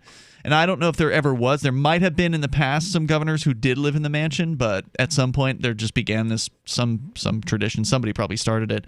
It's just to kind of the idea of, our governors are more down to earth, right? Like they just live in their own homes, and that's kind of a cool thing. But this guy's a total tyrant. And, yes, His Excellency is very down to earth. Yeah, no, he is. He definitely believes he's better than everybody else, and he's a total tyrant. So we're going to bring the consequences to his house because he brought the consequences to our homes by destroying people's lives, by putting people out into the streets, by destroying jobs, by shutting down businesses across the state with his so-called stay-at-home orders, demanding that people who have so-called non-essential businesses not go to work and not run their businesses. So he's gone into our homes, so there's nothing wrong with going to his home. So presumably he made an exception for himself. What do you mean? Well, I mean, presumably he can go to work, right, and continue to give orders. Oh, well, of course. The government, they have to go to work. It's just they won't let you in. Right. So there was actually an interesting, the new guy who's moved. They're kind of the ultimate unessential job, though. Yeah, right? no doubt. You could totally cut them out. Making. Yeah, you could totally cut them out, and we'd be fine, really. In fact, this point was made actually by Joa, who is the new mover to New Hampshire. He's the First Amendment auditor guy. Yeah. He's got a YouTube channel. He called last night about some of his adventures, I guess you could say. His channel is called Breaking the Flaw, and he does a really good job. I was watching a couple of his videos last night. I'd seen one previously, but it was one of his live streams where it's like 3 hours long. I can't even watch those videos anymore because they just make me so angry. They make you angry? They're just so... Yeah. Well, let me summarize it for you. Yeah, okay? Go ahead, summarize it. So he, and this was a shorter one. He had like a 15-minute one because normally if you catch him, he's doing them in the middle of a 3-hour live stream where he's doing something somewhere. And so he cut this part out of one of his live stream videos and he uploaded this. So he's in the town of Lebanon, which is like an hour or 10 minutes to the north of here. It's sort of like the larger city to the north of Keene, basically. There's a larger city north of Keene? I don't know if it's larger in population, but it's like one of the larger cities north of Keene. I didn't know it was all larger than Keene. It's big because it's on the interstate, so it's right up 91. It's literally right on. So we don't have that benefit, right? So like, if you got an interstate going through a city, there's usually more commercial activity. Right. Anyway, so he's in the downtown at the city hall, and I'd never actually been to this part of Lebanon. I've been, through it, but I've never been to the downtown before. Yeah, I've been up in that region. It didn't seem that big to me, but yeah. I'm not saying it's big. I'm saying it's the bigger city north of Keene. I understand. That doesn't mean it's big. Yeah. We're talking about New Hampshire. Yeah. There's a lot of room between bigger than Keene and big. Yeah. Yeah, a lot of room. It's a city north of Keene, okay? And so he's in downtown. He's at the city hall, and he's a First Amendment auditor, right? So his activism is to get a video camera. He's got it mounted to him or something. He's got like a steady cam sort of thing going on. There's not a lot of shake. It's a nice quality picture. It looks good. And so he just wants to go to City Hall. He just wants to go and record video, which is supposed to be his right to do in a so-called public building. And he shows up, and there's signs up on the door. City Hall has moved to a different location. So he's like, all right, well, go over to this other location. And then he's being told by people that City Hall's closed. And so he shows up at the new City Hall, and the front door's open. So he goes in, and there's no sign up saying it's closed or anything like that. At least not that I noticed or he noticed in the video. So then there's another set of doors inside, and those are open. So he goes inside those doors, and there's a man coming out from the inner sanctum or whatever with like some sort of load of books or stacks of books that he's sort of pulling out on a wheelbarrow or something like that. And this guy stops and he asks him if he needs something, and he asks, well, is City Hall open? And he says, no, it's closed. It's like, well, how am I supposed to do business? Because, that's what city always calls what they do. Right. Even though what they do is actually violence, they always use the term business. Sure. Oh, do you have business with the city? And he's like, well, what kind of business do you have? He says, well, I don't know, anything I want. It's just like he just wants to go in and record video, right? Yeah. Like it's his right to do that. And this guy's, refuses to let him in, and the door closes, and so he's sort of still in this like vestibule area where he's in City Hall, but he's not all the way in City Hall. Okay. So the bureaucrat takes his load of books out to the front, and Joe is just kind of in this area, and he's sort of just recording things, right? Like shooting the different signs up and looking through and just commenting on the bureaucrats. There's bureaucrats in there. Like, he can see them. Yeah. And so this guy comes back in, the guy with the load of books. He comes back in, and this time the guy with the load of books says, you need to get a mask on if you're going to be in here, or something like that, right? So he didn't. Oh, this was a recent video then. Yeah, this is like within the last week or so. Oh, wow. Okay. 2 weeks. Within 2 weeks from now. He's making videos like this almost every day, I think. So going to different towns and just doing these things. Yeah. So the bureaucrat didn't say anything about the mask initially, but when he comes back in, then he makes an issue with Joe not having a mask on. I'm curious if the bureaucrat himself was wearing a mask. He was. Originally. Okay. He was. So he makes an issue of this, and Joe says, I'm exempt. And then the guy says, well, you have to leave. He says, well, wait, you can't kick me out. I'm exempt. You have no right to kick me out of a public building. And he says, yes, I do, or whatever. And he basically says, I'm calling the cops. So the bureaucrat pulls out his phone and literally dials 911 or whatever, calls the police on this First Amendment auditor guy because he doesn't have a mask on in the city lobby. Okay. And so then he goes. So he sort of lets him know, hey, look. Or when he was on the phone, when the bureaucrat was on the phone with the cops, he claims that we have a trespasser here. And you can hear Joe. He's like, wait a minute, you didn't tell me I was trespassing. Now you're gonna trespass me. All right, well, I'll leave. So then he kind of like does the Dave Ridley thing where he sort of backs off and backs out of the building. He didn't rush out or anything like that, but but there's nothing else to do in there anyway. He'd gone and he'd recorded it. They're closed. And so he goes outside, and then the cops show up, and of course they don't do anything because he didn't do anything illegal at that point. But he does some interesting work. I think he's doing some good work, and he does it alone. Like, he's not there with anybody. It's just him and his camera. Ooh, you should always have somebody with you. Well, there's no budget for that, 855-450 free. That's 855-450-3733. You can take control of the airwaves here. Bring up whatever's on your mind, but we need more people like that. Oh, absolutely. Here in New Hampshire. This is Free Talk Live. Divvy's been a pretty good investment for Free Talk Live. Their ad campaign started in September 2019, and from mid-March to mid-July, the values soared by 10 times. It's not too late. Divvy's new wallet hasn't even released yet, and other things are happening that I can't even say on the radio. If you want to invest and potentially do well, go to DivvyProject.org. I can tell you that FTL is deepening its partnership with the guys from DivvyProject.org. Past performance is not an indication of future profit. DivvyProject.org. DIVI Project.org. News from news.bitcoin.com. Bitcoin breaks 16,000 as Congress is poised to pump even more unbacked dollars into the market. John McAfee pumps Ghost, his crypto token, from prison. Threats from the SEC ignored. New Wyoming Congresswoman is a Bitcoin holder. Law enforcement moves long dormant Silk Road Bitcoin billion. Trump and Biden tied over who stinks more for crypto. Bitcoin.com is your source for getting started with cryptocurrencies, getting a wallet, buying Bitcoin Cash, mining, and all the latest cryptocurrency news. Doodle, Stuart, Harold, and Pork Chop. Pork Chop, his beautiful blonde coat is very thick. He's an Akita, German Shepherd, Lab, Husky mix. They did a DNA test on the 4 rescues. The first year is just a complete retraining. Lots of love, discipline, and daily upkeep. I'm a registered nurse and a personal trainer. If I eat healthy, then my dog should eat healthy. DINOVITE.com. They need the vitamins and minerals that Dynovite provides. Dynovite is nutrition. Harold, the Border Collie Pit Mix, has the most beautiful jet black coat. Stuart, my rat terrier, has fur now where he never had it before. Doodle, he's a poodle cocker spaniel. His energy is tremendous. The Dynovite will make your dog happy, vivacious, jump up and down, wag their tails. It will make you smile. You won't believe how happy your dog will be. I get my Dynovite at DINOVITE.com.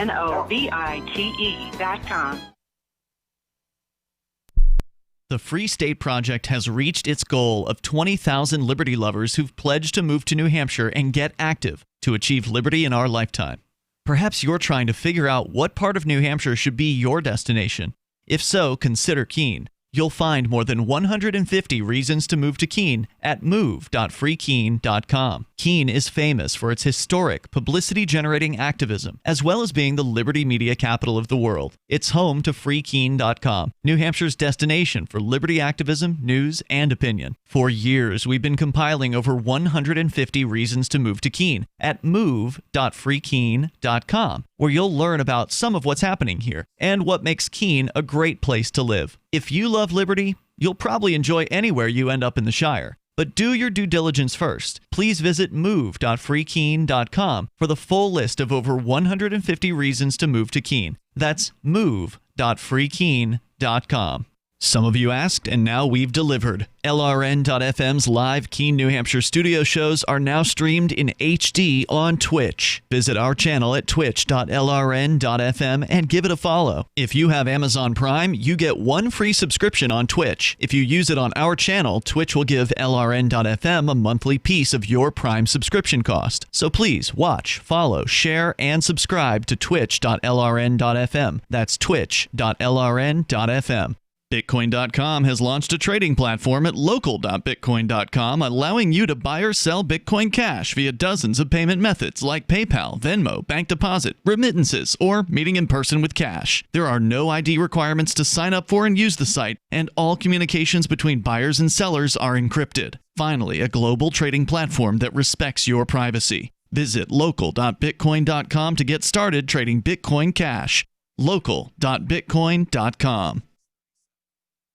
This is the Liberty Radio Network, broadcasting the latest liberty-oriented audio content 24 hours a day at LRN.FM.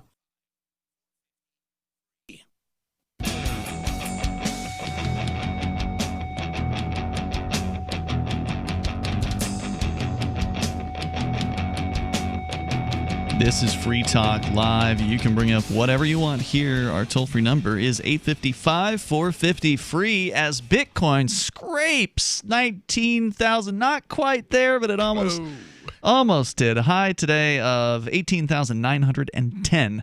Whoa. U.S. dollars per Bitcoin. Right now, it's a little less than that at 18,848 per the Kraken exchange. You can go to Bitcoin.com and learn the basics about Bitcoin and cryptocurrency like Bitcoin Cash over at Bitcoin.com. It's an exciting time to be involved in cryptocurrencies. If you haven't taken the time to learn the basics, please just go spend 10 minutes of your life and watch. There's like a 2 or 3 minute long video there that you can watch and get a basic overview of what you need to know. What is it that makes cryptocurrency different? What is it that makes it special? These are some of the concepts you really ought to get down at Bitcoin.com. Also, if you want to get the latest news headlines, they've got those over at their news site at news.bitcoin.com. That's news.bitcoin.com. We were just talking about First Amendment audits. And what led me to bring that up in the first place, the discussion about what happened with Joa over at Breaking the Flaw on YouTube when he was in Lebanon, was that he tried to go into a closed government building. City Hall was closed. It's hard for me to think that a building is closed when the door's not locked, there's no signs on it, and it's like you can literally just walk in. Well, there were signs, but I don't think it said that they were closed. City Hall always has multiple signs up. Right. Now, here in Keene, they're open. You can go in. I've gone in. I've paid the water bill at the City Hall. So, they're already behind glass. They were already, doing don't that. They already have like regular hours get set for City Hall being open? And then wouldn't they be, or things inside City Hall to be open, like different? You mean in Keene or in Lebanon? I would think in any city, you would think that normally City they Hall would, but building itself would be open, and then there would be things in City Hall, like I don't know, like maybe parking. Not in Lebanon, or whatever it is that is in City Hall. Not in Lebanon. You can't go in. You can go into the entryway, but you can't go into the actual bureaucracy area. Okay. Now, they're using COVID as the excuse for this, right? Okay. Because they were claiming that, we had to move City Hall because there wasn't enough room for so-called social distancing. One of the bureaucrats says this to him in the video. And so, we had to move City Hall. Well, it's still not open yet. We're going to open next week or in 2 weeks or something like that, some arbitrary amount of time. But the reason I brought this story up in the first place was the idea that government has always been hard to deal with. It's always been frustrating. It's always been inaccessible or hard to access. It's been, expensive. The coldest of cold monsters. It's awful. Yeah, it's awful. It's an awful experience to deal with the state people. And now it's even worse than it's ever been. Now you can't go into a courthouse. I've tried. You cannot, unless you are the person who's got the trial, they're not going to let you into the courthouse, even though it's supposedly public trials. Aren't trials open to the public? That's what that's the way it's supposed to work. Unless it's involving minors. That's only according to the Constitution. Yeah, that's the way it's supposed to be, but that's not what's happening. And city council meetings, a lot of those completely closed now. You can't go into the city council meetings. They're having them on Zoom. Oh, well, it's accessible now because you can go on Zoom. Well, no, I can't. It's not the same. You can be silenced on Zoom. You can be silenced. Easily. Exactly. And they have people watching don't know how many people are there, right? Like, whereas if you're in the room, if it's a well-attended meeting. Zoom requires a computer. It requires an internet connection. What about people without internet? A lot of things, and I can't use Zoom either. Like, it doesn't. Right. It's not free software. It doesn't work for me. Yeah. Yeah. So what about? Well, you can. I've run Zoom on Linux. It's not about running it on Linux. It's proprietary, and I won't run proprietary software on my computer. And if you don't have a computer, you are effectively shut completely out of the system. You cannot go to a meeting if you don't have some electronic form. Is there some sort of requirement for it to be open in law? Yes, it's in the 8th Amendment. Meetings laws. It's not a law. It's the Constitution of New Hampshire. Look at the 8th article of the They Constitution. are absolutely in violation of the 8th article of the New Hampshire Constitution, and they don't care. So the point being, you can't even go into the city hall, some of these city halls. You can't get any kind of accountability. You can't even talk to these people. You can't see who they are now. They've got masks on. So unless you already know who the person is and you can recognize them with a mask on, you don't know. Turns out the bureaucrat that was giving this guy a hard time over the mask, he, at a glance, he just looked like a worker. Well, he's the city manager in Lebanon. So the city manager was being rude and threatening and awful towards Joa from breaking the law. So did he at any point identify himself to? He did, but only when he was on the phone with the police. Okay. He identified himself to the police. To the police. So he never identified himself to. But Joa was standing there, and he heard like it would be a hard argument to make that he was trespassing when. He had no reason to believe that the person who told him not to be there had any legal authority to do so. Right. Article 8, in case anybody's wondering, says all power residing originally in and being derived from the people, all the magistrates and officers of government are their substitutes and agents, and at all times accountable to them. They're agents. Government, therefore, should be open, accessible, accountable, and responsive. Yeah, it's none of to those that things. end, the public's right of access to government proceedings and records shall not be unreasonably restricted. The public has a right to an orderly, lawful, and accountable government. Therefore, any individual taxpayer eligible to vote in the state shall have standing to petition the Superior Court to declare whether the state or political subdivision in which a taxpayer resides has spent or has approved spending public funds in violation of a law, ordinance, or impaired or prejudiced beyond his or her status as a taxpayer. However, this right shall not apply when the challenged governmental action is the subject of a judicial or administrative decision. The first few sentences which are the good there ones. is a right of appeal by statute or otherwise by the party that are the parties to that proceeding. The last several sentences there are recent. If you look at the date on it, that was actually added by there was a vote, actually, like probably within the last 4 years, where people added all 2018. that. Yeah, all that accountability language that you read. The relevant portion was the first couple lines where it said that the government has the right to be, or it has to be open and accountable and all that. And it's not. It's not. Not in any way, shape, or form. And in the past, they could have argued that, oh, well, yeah, you can come into our meetings. Well, now you can't. Oh, well, now you could come into the courthouse. Well, now you can't. And you know what? You still have to pay.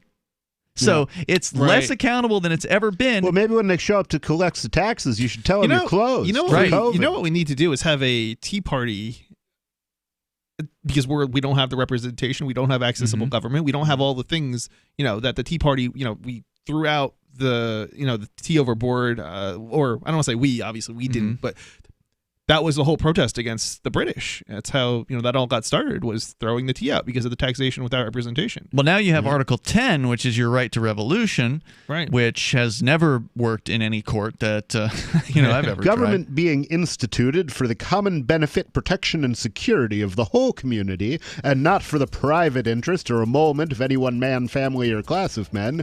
Therefore, whenever the ends of government are perverted and public liberty manifestly endangered and all other means of redress are ineffectual, the people may and of right ought to reform the old or establish a new government. The doctrine of non-resistance against arbitrary power and oppression is absurd, slavish, and destructive to the good and happiness of mankind. That's a good final line there. So you have to first establish a new government, and then more coming up here. This is Free Talk Live. Taking her father's throne, Sarah Calhoun has fallen out with one of her best allies, and her brother Nathaniel heads into Imperial Philadelphia with a reckless plan. Her uncle Thomas, armed with new powers and new allies, aims to remove Sarah from her throne and from the world of the living. To survive and to gain the strength she needs to fight an impossible war, Sarah must unite the Mound Builder Kings to enact an ancient rite that will propel her beyond mortality. Servant Daughter by DJ Butler is the newest entry in the Dragon Award-winning Witchy War series from Baen Books at BaenBooks.com. Want to accept Bitcoin at your online store? There's a good chance you already have what you need: a WordPress using WooCommerce and a Bitcoin address. Now all you need to start taking Bitcoin payments on your website is the AnyPay app on your Android or iPhone. Just paste your Bitcoin address into AnyPay, then connect it to your website with our one-click plugin for WordPress. Now your website takes Bitcoin, start to finish, in 15 minutes or less with no complicated steps. Download AnyPay from the App Store today. This is Michael Dean from the Freedom Fiends. I've run websites since 1996 and have used over a dozen web hosts in that time. AgristHosting.com is the only one that hasn't broken my heart. Agrist Hosting's uptime and service is stellar, and their DDoS mitigation is the best I've seen. That's important because if you tell the truth in this world, you'll ruffle feathers. And some people will try dirty tricks to silence your voice. No matter what the haters hit us with, Agrist Hosting keeps our websites online. If you have a mission-critical commercial presence or a world-changing activism site, you cannot tolerate any skullduggery. So go with AgristHosting.com. Have a WordPress or blog site, but you're not satisfied with performance or uptime? Or just want raw hosting? Want to pay with Bitcoin? Agrist Hosting specializes in high-performance hosting with personalized service. Go to AgristHosting.com and click on the button that says Get Hosted. That's AgristHosting.com.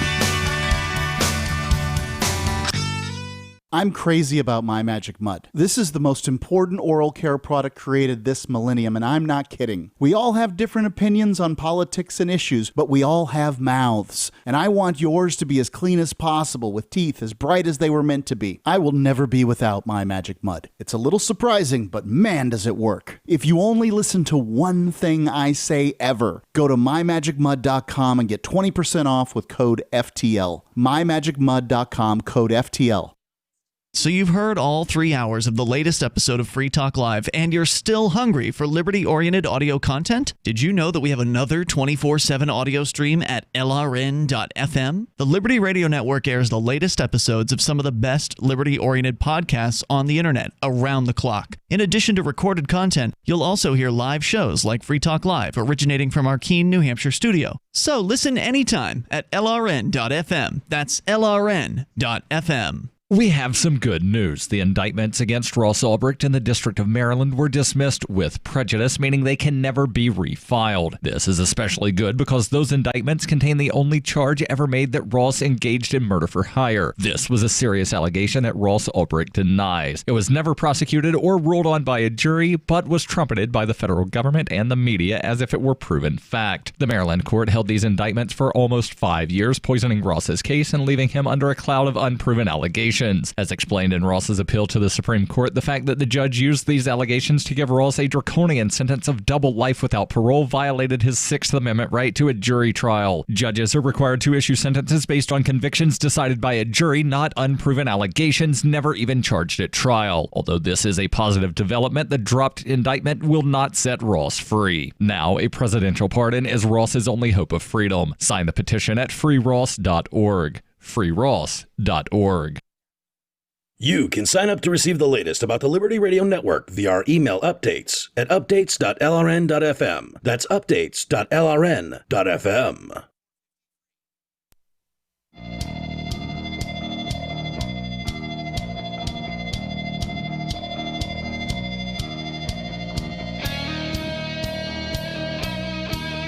This is Free Talk Live, and you can bring up anything you want. The toll-free number is 855-450, free like freedom. That's 855-450-3733. In the studio with you, you've got Ian. And Chris. And nobody. So we've been talking about the inaccessibility of these government gangs out there because they used to have this sort of mindset, or they got people to believe that they were part of them, that we're the government, that you can access us, you can come in, you can talk to us, you can sit at a meeting, you can be part of the system. They always begged us to come be part of the system. You know what's funny? Until we did it, then they didn't like it. No, they didn't. Yeah. We've done this. All three of us have done this numerous times, and they never liked it. No. So it was more. They didn't really mean it. It was right, exactly. It was more, giving us lip service than exactly. actual. Yeah. And now they've just cut us off. Yeah, now they've cut everyone off. Yeah. Now the whole thing is lip service. Now it's, oh yeah, we're still the government, but you can't come to the meetings, you can't come to City Hall, you can't do this, you can't do that, you can't go to court, you can't do anything. But the cost hasn't gone down. And they're still passing laws. They're still passing laws. They haven't fired any of these bureaucrats. Nope. Plenty of people are losing their jobs They're left still and right. stealing money from me every year. Businesses are going under. Week or month or whatever it is that we pay taxes. 60% of the Yelp businesses that closed are not coming back. They're closed permanently. Yep. And those were numbers from the summertime.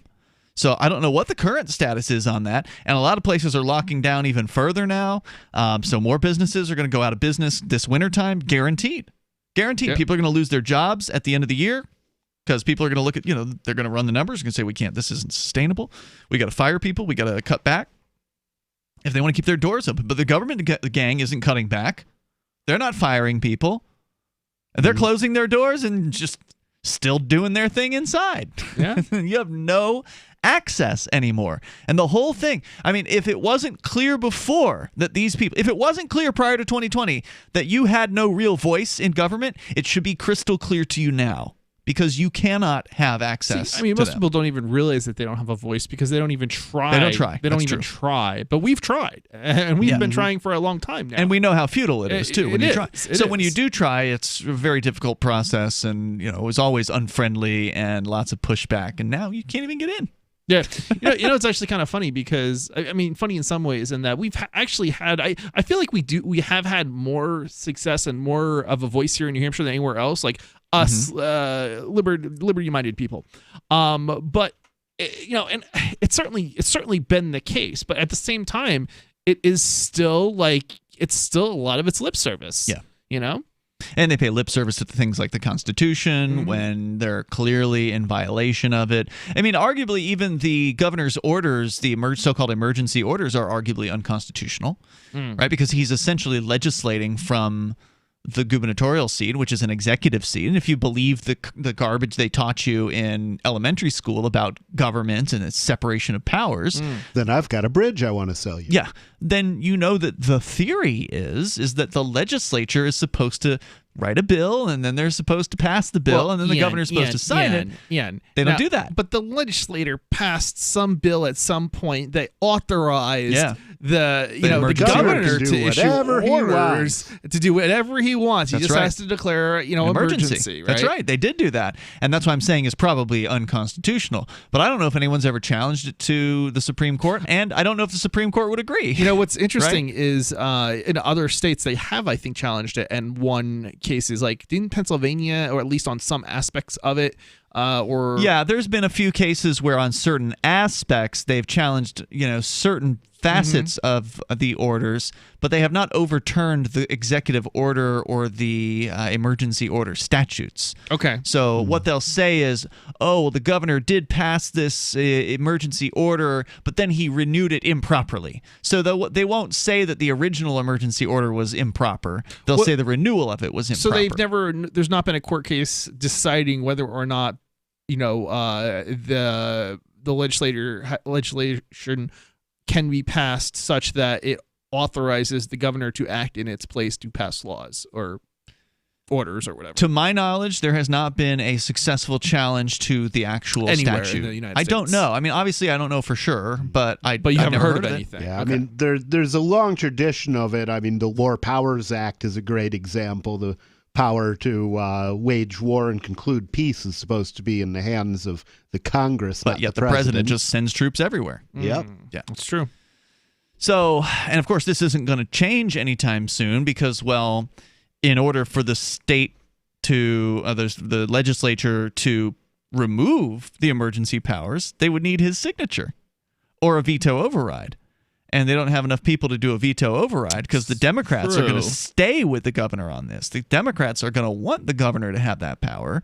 So even if all the Republicans voted against the governor, which they wouldn't do, but even if they all did, it still wouldn't be enough to take away the powers from him. It would have to go through the courts in order to... That would be one way to do it. I mean, would there be any other way, effectively, that might work? Because as far as I can just see, to override the governor's veto, that would be it. Well, but obviously we don't have the numbers to do that. Nope. So therefore, the only other way would theoretically be to go through the court system. Theoretically. And maybe, cross our fingers, but chances are probably fail. Well, the best way to do it, of course, would be to completely ignore the government if we had enough people willing to do that, but we don't have that either. No, so that's true. That's true. There are no good options here. At this point, the best thing we can do is just ignore the orders and continue living our life the way we want to. But unfortunately, the business owners are put under a lot more pressure. So there was...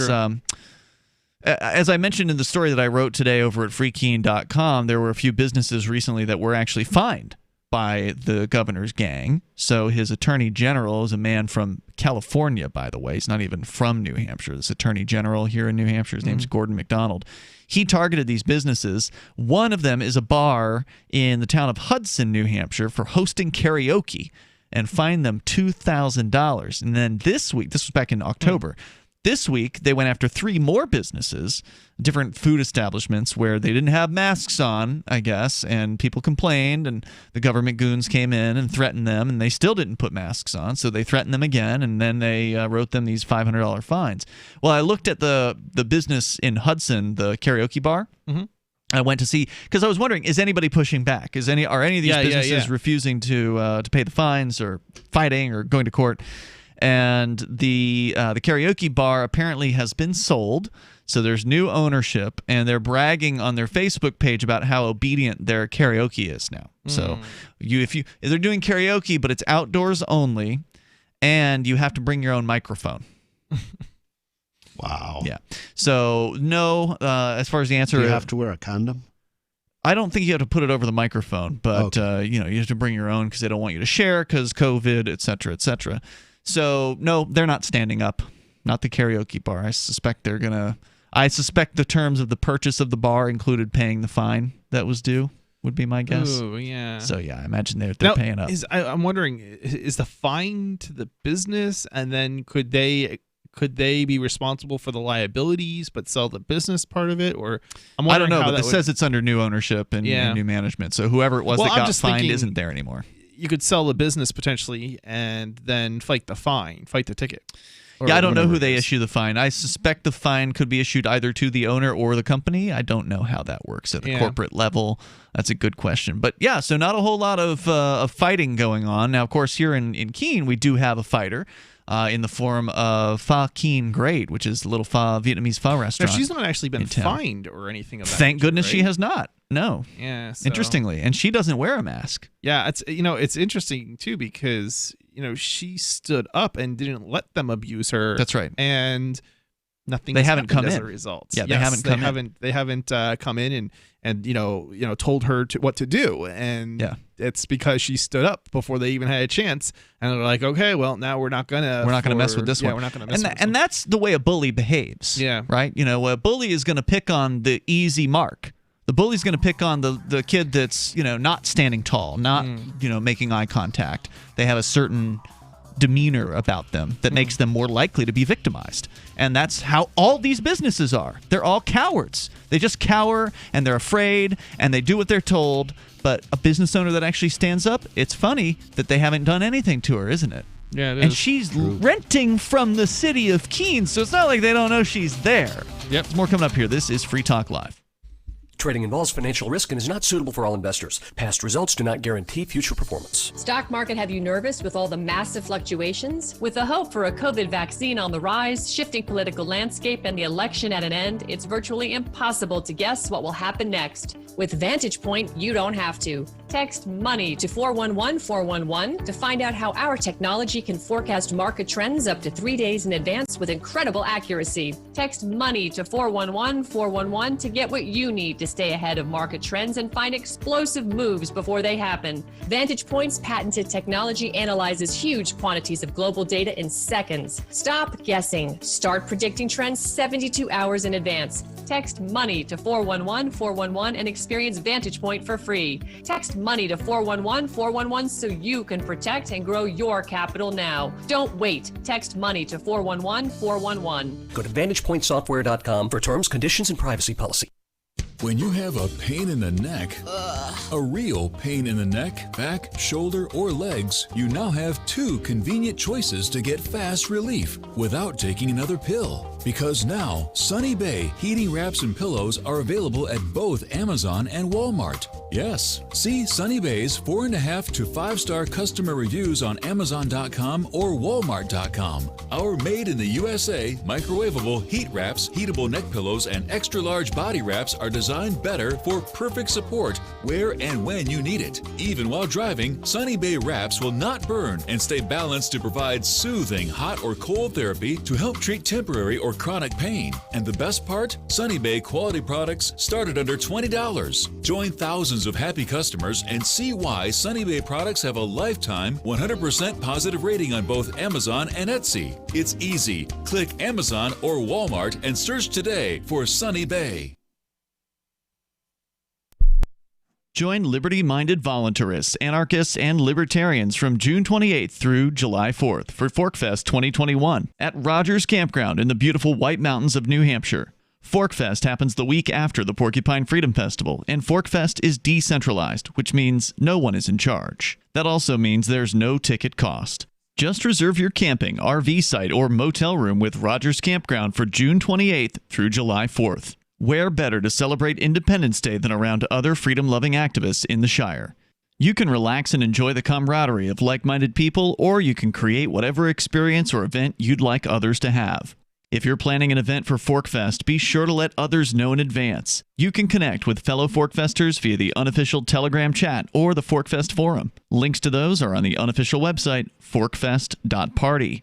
Mark your calendar for June 28th through July 4th, 2021. We'll see you at forkfest.party. If you want to know the latest about Free Talk Live before we go on the air, all you need to decide is how you want it delivered. It's your choice. Visit news.freetalklive.com to receive our usually weekly news updates by email. Plus, we have a Twitter account at twitter.freetalklive.com, and you can follow us on the decentralized Mastodon platform at toot.freetalklive.com. So please follow us at toot.freetalklive.com and sign up for our emails at news.freetalklive.com.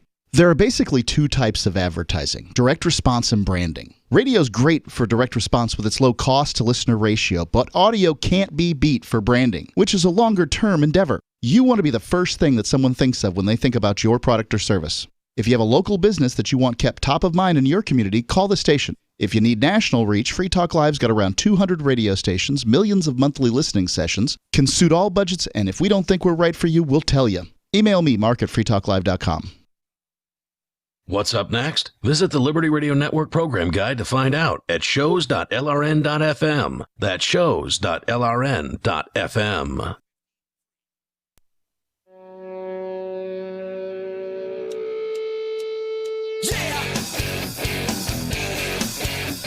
Free Talk Live. Dial in toll-free and bring up what you want here. Our number, 855-450-FREE. That's 855-450-3733.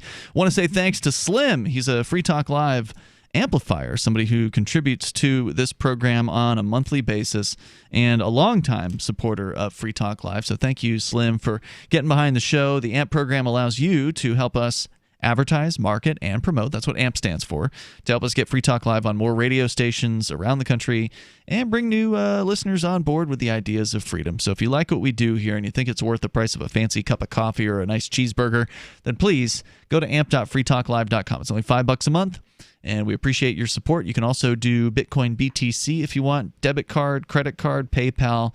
Sign up in the way that you prefer over at amp.freetalklive.com, amp.freetalklive.com. So I think we've pretty much covered the whole government is more inaccessible than ever topic. And we're going to move on to censorship, in this case, global censorship of the internet. Chris, you've got a story coming out of Austria where apparently there's a court ruling that some people are saying may actually result in the censorship of the internet on a global scale. So I'm curious to know how that's going to pan out, and where's the story from? So this is coming from Slate, and that's the title of the story is "A Court Ruling in Austria could censor the internet worldwide." So, and this is not something that is entirely new. It's something that has been discussed on prior occasions because of the European Union. They passed. GDPR? I don't think it was the GDPR. I think there was one prior to this, but it's kind of under the same scope of where you could demand that Google remove links to or search results to stories that were no longer relevant. Basically stuff you don't like. Right. Was the way it was talked about. And that was before GDPR. That was like maybe a couple of years before that. I don't know if it was a couple of years, but it was a couple of months at least. No, it was more than maybe it was a year, but it was not like a couple. It was a while before. Yeah, it might have been a year. Because we definitely talked about it here when it happened. It was a case, I believe, out of France, and some whiner in France had complained because certain articles about him were available through Google, and he sued. And I think it went to like the International Court or the European High Court or something like that, because even though it was a Frenchman, it somehow affected the entire EU. Yeah. And it basically, made it so Google, since they had like a locus, some sort of office in the EU, they said, well, this applies to you because you have a business here. And so there's apparently some sort of form or some website on Google that you go to and say, remove this and remove this and remove this. I don't like it. It's, there's something to be said about not having your self in multiple different places simultaneously. Your business self from your business self and just period, right? If you're in two states at the same time, well, you could be breaking two laws at the same time, right? It's kind of hard for a human to be in more than one state at the same time, but you can live between two states maybe, and I guess you're only applicable to following one set of laws at a time probably. But it's still it depends who you ask. The U.S. government will love to chase you around the world with their their rules. That is true. They think you have to pay taxes even if you don't live here. Yeah. And it's the only country that does that, from what I understand. Yeah, it is, from what I understand as well. So so let's see here. So now what are they doing?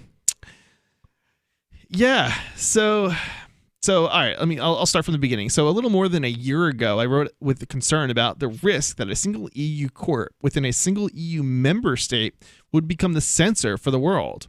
That fear has become reality. In a ruling in September, the first reported on Thursday, the Austrian Supreme Court ordered, pursuant to local defamation rules, that Facebook remove a post insulting a former Green Party leader.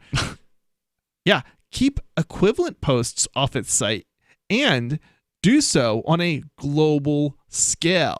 Whoa, meaning that that it would remove the posts completely. Exactly. So, it's.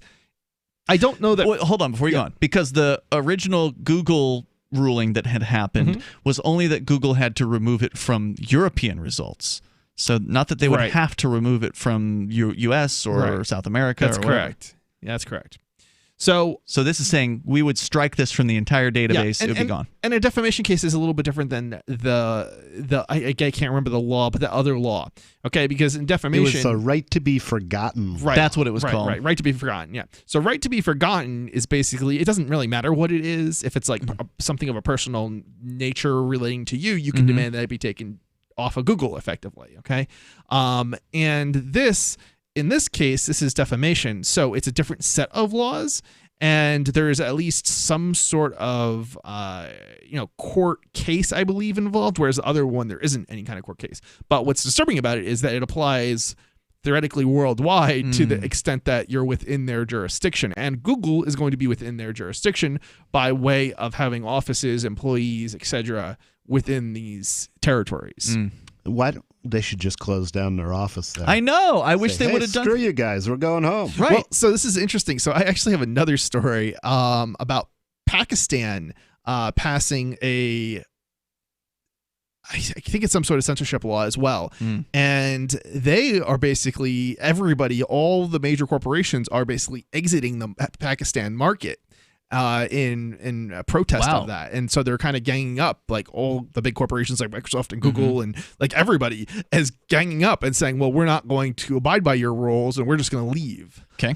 But it's a lot easier probably to leave Pakistan than it is to leave Austria or some other more wealthy country potentially, or larger population or more profitable or whatever. Now I don't know if that's the case, but I suspect that's the case with Pakistan. Just because there's definitely certain markets where these companies have certainly not done. They've just complied basically because they're too big, and there's a cost to moving, right? Yeah, well, it's not even moving, but getting out of that market. Potentially, you're making money in that market. Otherwise, you wouldn't be there. Well, you can still be. It's the internet, right? Like, you can set your servers up somewhere else and still do business in the EU and avoid the regulations to some degree. But so here's the thing. So the European Union would say, like under the GDPR, they say that if you, for example, have your website in French, right? Well, all of a sudden they consider that because your website's in French, even though there's other parts of the world that also speak French, that somehow might put you under the jurisdiction of the European Union. Now, how does that put me under their jurisdiction? I'm not going there. I know. That's what I would say too. And one of the things, in response to that is, it may not matter if they can get a ruling enforced in the United States because of agreements between the United States and the European Union, then it doesn't really matter. However, that's not necessarily the case, and it usually is hard to get a ruling enforced in another country that is ruled in another country. So, well, yeah, that does. The question then becomes, if you're going to leave the EU, where do you go? Because going to the U.S. doesn't mean you're going to be any better off necessarily. Yeah. It's just the U.S. is trailing behind the EU, and as far as they're cracking down on these sorts of things. So, I mean, is Sealand the best option?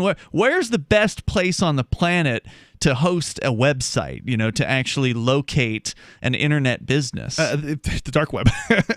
Okay, but the dark web, if you don't want to get shut down and you're going to be... The dark web is still the web. It's just they're trying to obscure where the server location is. Yeah. So, like, when they busted the Silk Road, I think it was in, like, Ireland or Iceland or something. I forget where the server was actually housed. It wasn't in... Yeah, I think it might have been Iceland. It wasn't in Ross's house in San Francisco, right? Like, it was somewhere else. Oh, no. I'm thinking of Freedom Hosting, I think. I don't remember where the server was. I forget, too. But it was not... I don't think it was Ross's... No.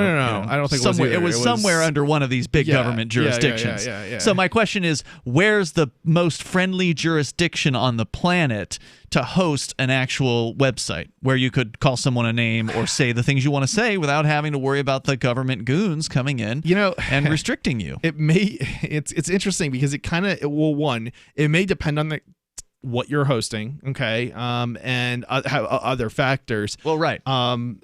There's a lot of things that it's going to be hard to find a jurisdiction, that is friendly to whatever it is you're trying to host or say or whatever.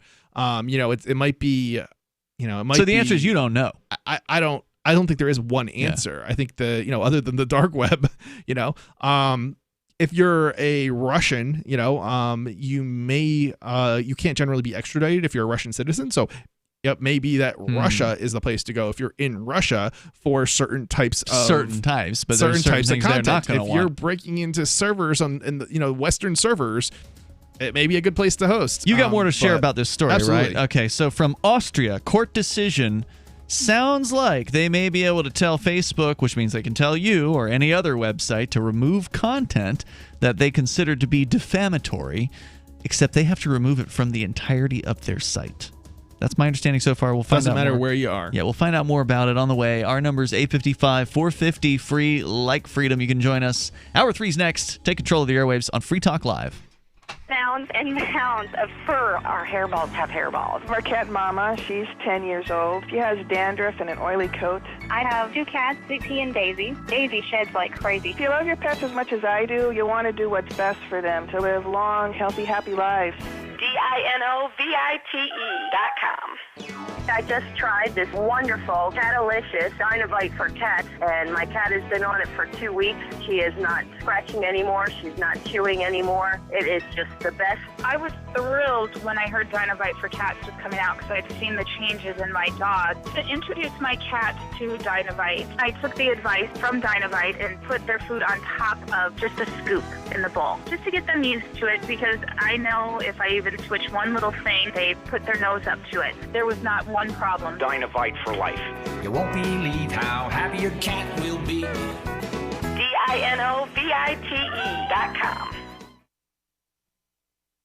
Looking for a great real estate investment? Consider New Hampshire, which is ground zero for the Liberty Movement. Your first call should be to Mark Worden from Porcupine Real Estate. He's more than just a real estate agent. He's your New Hampshire concierge. Where are the best places to live? Do you want farm, city, the burbs, or forest? Do you want a duplex or multifamily building so that renters pay your mortgage? There are homes in all price ranges in New Hampshire, and Mark can help with financing too. Invest in Liberty and property. Mark Worden can help.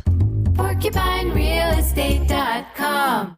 The LRN.FM social media channels have been revamped. We've eliminated Facebook and focused on other platforms like Twitter and Mastodon, the decentralized alternative to Twitter. On our accounts, you'll find posts from multiple LRN.FM show hosts together in one place. Follow us on Twitter at twitter.lrn.fm, or better yet, move to the decentralized Mastodon social media platform at toot.lrn.fm, toot.lrn.fm. I think you'll like it. You're listening to the live edition of Free Talk Live. Hour number 3 is next after the news here on the Liberty Radio Network at LRN.FM. Several people are injured during a mall shooting west of Milwaukee, Wisconsin. I'm Ann Carrick, Fox News. Wauwatosa Police Chief Barry Weber gave no motive for the attack. 7 injured adults and 1 injured teenager were transported to the hospital by Wauwatosa Fire Department. The extent of their injuries is unknown at this time. The Mayfair Mall is closed until further notice. It remains an active crime scene. Police say the shooter no longer is at the scene. The same mall in Wauwatosa was the target of sporadic protests earlier in the year after a black teen was shot by a black police officer. Americans could be receiving a coronavirus vaccine by the middle of December. First in line, those who are considered high risk. Drug maker Pfizer and German partner BioNTech applied for FDA emergency use authorization for its vaccine that, according to trials, is safe and 95% effective.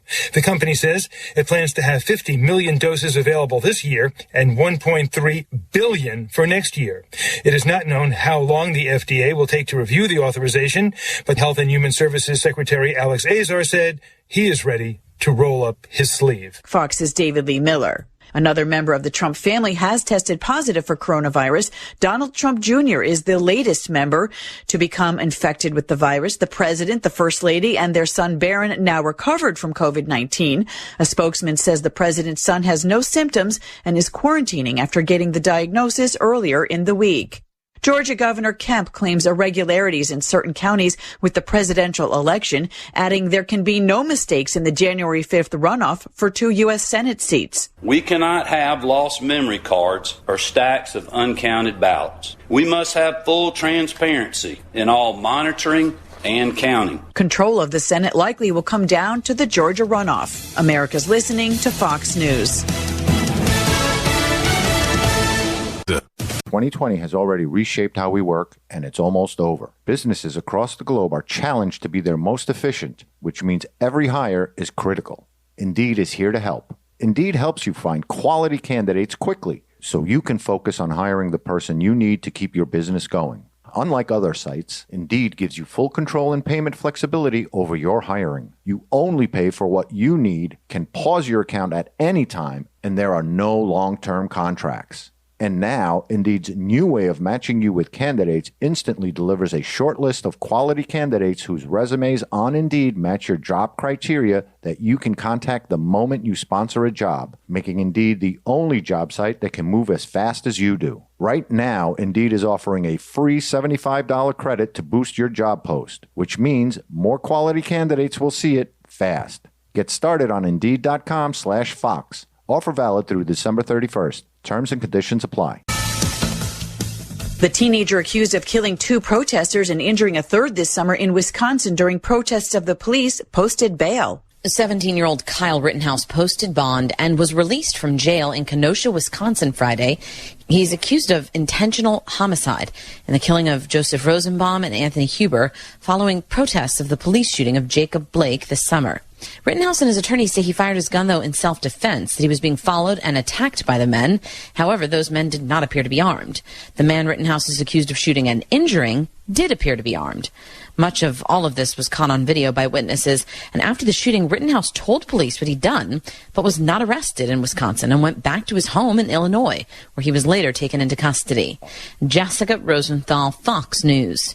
Infectious disease expert and coronavirus task force member Dr. Anthony Fauci discusses the risks involved in having Thanksgiving this year, while on Fox's Bill Hemmer reports. There are some families that you... This is the Onion Week in Review. Thousands of outraged meth addicts urged the federal government this week to address the nation's growing spider epidemic. During a marathon 72-hour meeting under the Roosevelt Bridge Monday, tweakers from across the nation drafted a 45,000-word proposal to kill all the acid-shooting spiders before they develop the powers of mind control or, God forbid, flight. We can't grow these spiders any longer. The government has to... There's a spider there!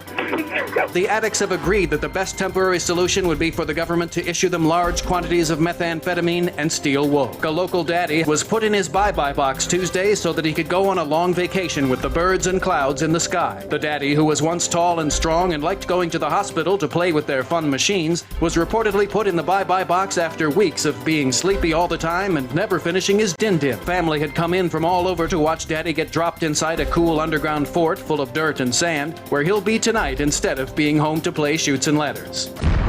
This is the Onion News Network.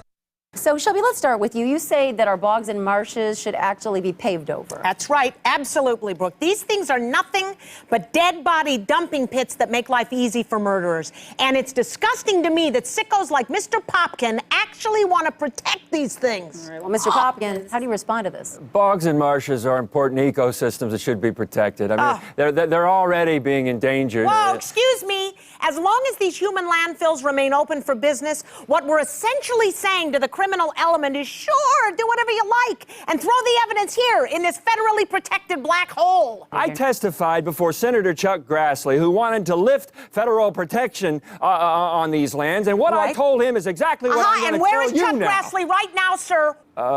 Could it be that he's sitting at the bottom of a bog somewhere? Why else would you be so hot on these wetlands if you aren't a murderer yourself? This is the Onion News Network.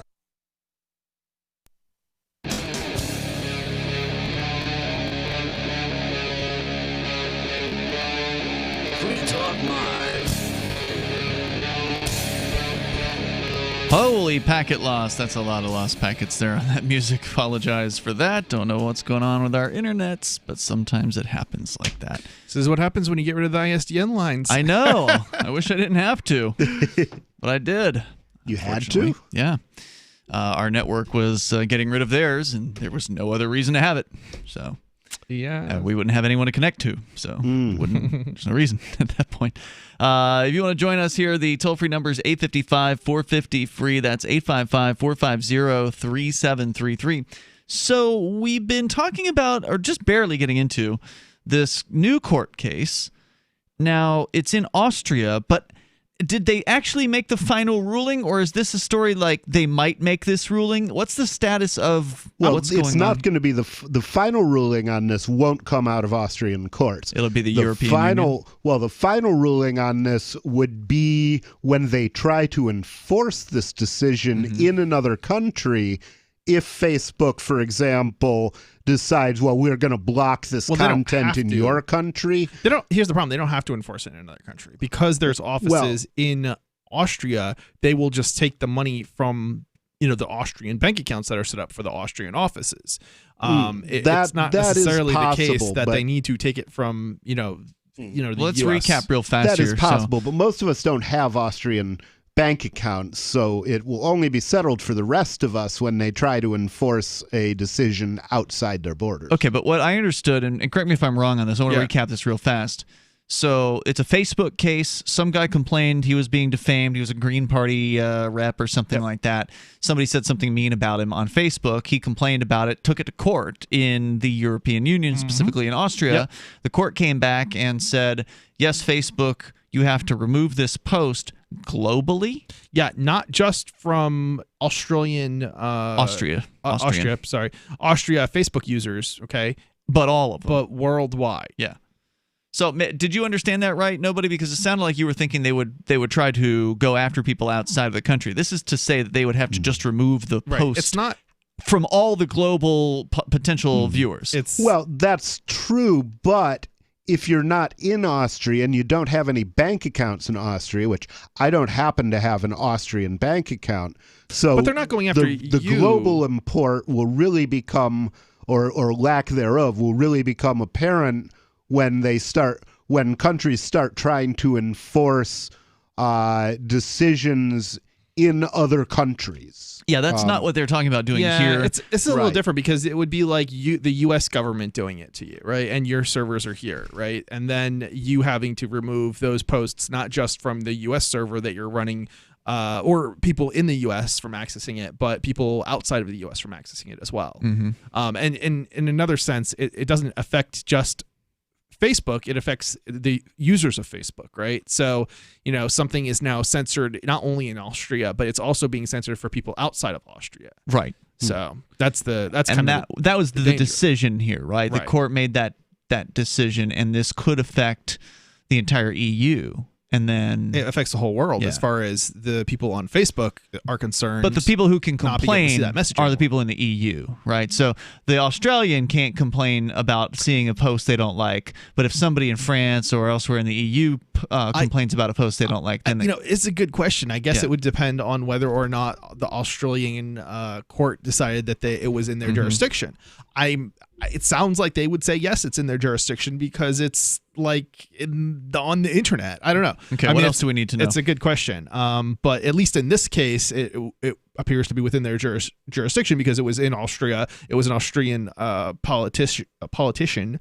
Therefore, but again, it's worldwide. This post has to be removed. It's not just in Austria. Yeah, so let's see here. And Austria courts ordered that Facebook take down and keep off any such posts and to do so around the world. Facebook complied, but only in part, employing what is known as geo-blocking. It made the particular post that had been identified inaccessible to users within Austria. But it objected both to the global reach of the order and to the obligation to look for and keep other equivalent posts. And that's another hugely dangerous thing. Like, how are you going to keep a equivalent post in quotes and off of your platform? I mean, you don't have somebody monitoring every single message. Hire an employee to watch every single user. Right. What? So effectively what they're doing is it's this sort of like the upload filter thing that we've been talking about on prior shows where we have to implement some sort of algorithm. But then the question is, well, how does that algorithm determine whether something is similar or not? If it uses the word, well, I can tell you, if it uses the word Bitcoin in it, it would be sort of like a spam filter. Just a straight up ban. It just gets banned. Well, in the case of like, but use people Bitcoin are creative. As an example. People have ways to get around filters, well, they do, right? They do. Instead of using, like, let's say it was about a specific person, right? Some Green Party guy. I don't know what his name was, Joe Blow. And so somebody posts about a mean thing about Joe Blow, and then they say, oh, you've got to remove that, and now all related, Joe Blow related posts will be prohibited if they're mean. But what if you spell his name differently, right? Use a different letter instead of the O, you use a 0 or something like that. I mean, China, they do that with Tiananmen, or was it Tiananmen Square or something like that? Tiananmen. Tiananmen Square in China, they don't use the word. They say 19 1984 or something like I think it's 88. 88, When whatever. was that? They use like the year Yeah. when they're speaking of it in Of the order event. of the event and everybody knows what 1988 means or whatever. I'll check it. So because it was a big event. 1984, 4 years late. It was 84. Okay. Yeah, there you Good go. call. My memory is better than I thought. So yeah. So let's see here. It says it argued that the order violated the applicable EU's e-commerce directive, which prohibits EU member states from imposing general monitoring obligations on tech companies like Facebook. In an October 2019 ruling, the European Court of Justice sided with Austria, concluding that the e-commerce directive did not stand in the Austrian court's way, a ruling that is hard to reconcile with the text of the directive for reasons I won't rehash now. The CJEU, which is, I think, the European Court of something justice or whatnot, ruling set two limits, albeit minimal, on the EU member state courts. First, the obligation to look for and take down equivalent content must be issued with sufficient specificity to eliminate the need for independent provider assessment of that content. A criteria that, as I and others have argued previously, is premised on a largely misguided assessment of the ability and precision of filtering tools. Yeah, right. These people, to translate that, the bureaucrats don't understand filtering tools. No, they don't. They don't know what they're capable of. And they're just blathering about what they want to happen, and it's like, well, it doesn't work that way. I'll give some people an example. So there's a lot of spam out there that has the word Bitcoin in it, demanding ransom or whatever notes and all sorts of things. Or a scam, Ponzi I mean, there's schemes. scams, right. Yeah. So what some spam filters will do, they will include the word Bitcoin or any kind of crypto word, but Bitcoin in particular. And so I have a show that I do called Freedom Decrypted, and one of the people have signed, every one of these users has signed up for this mailing list that I send out, just alerting people of the content that we covered on that week's show.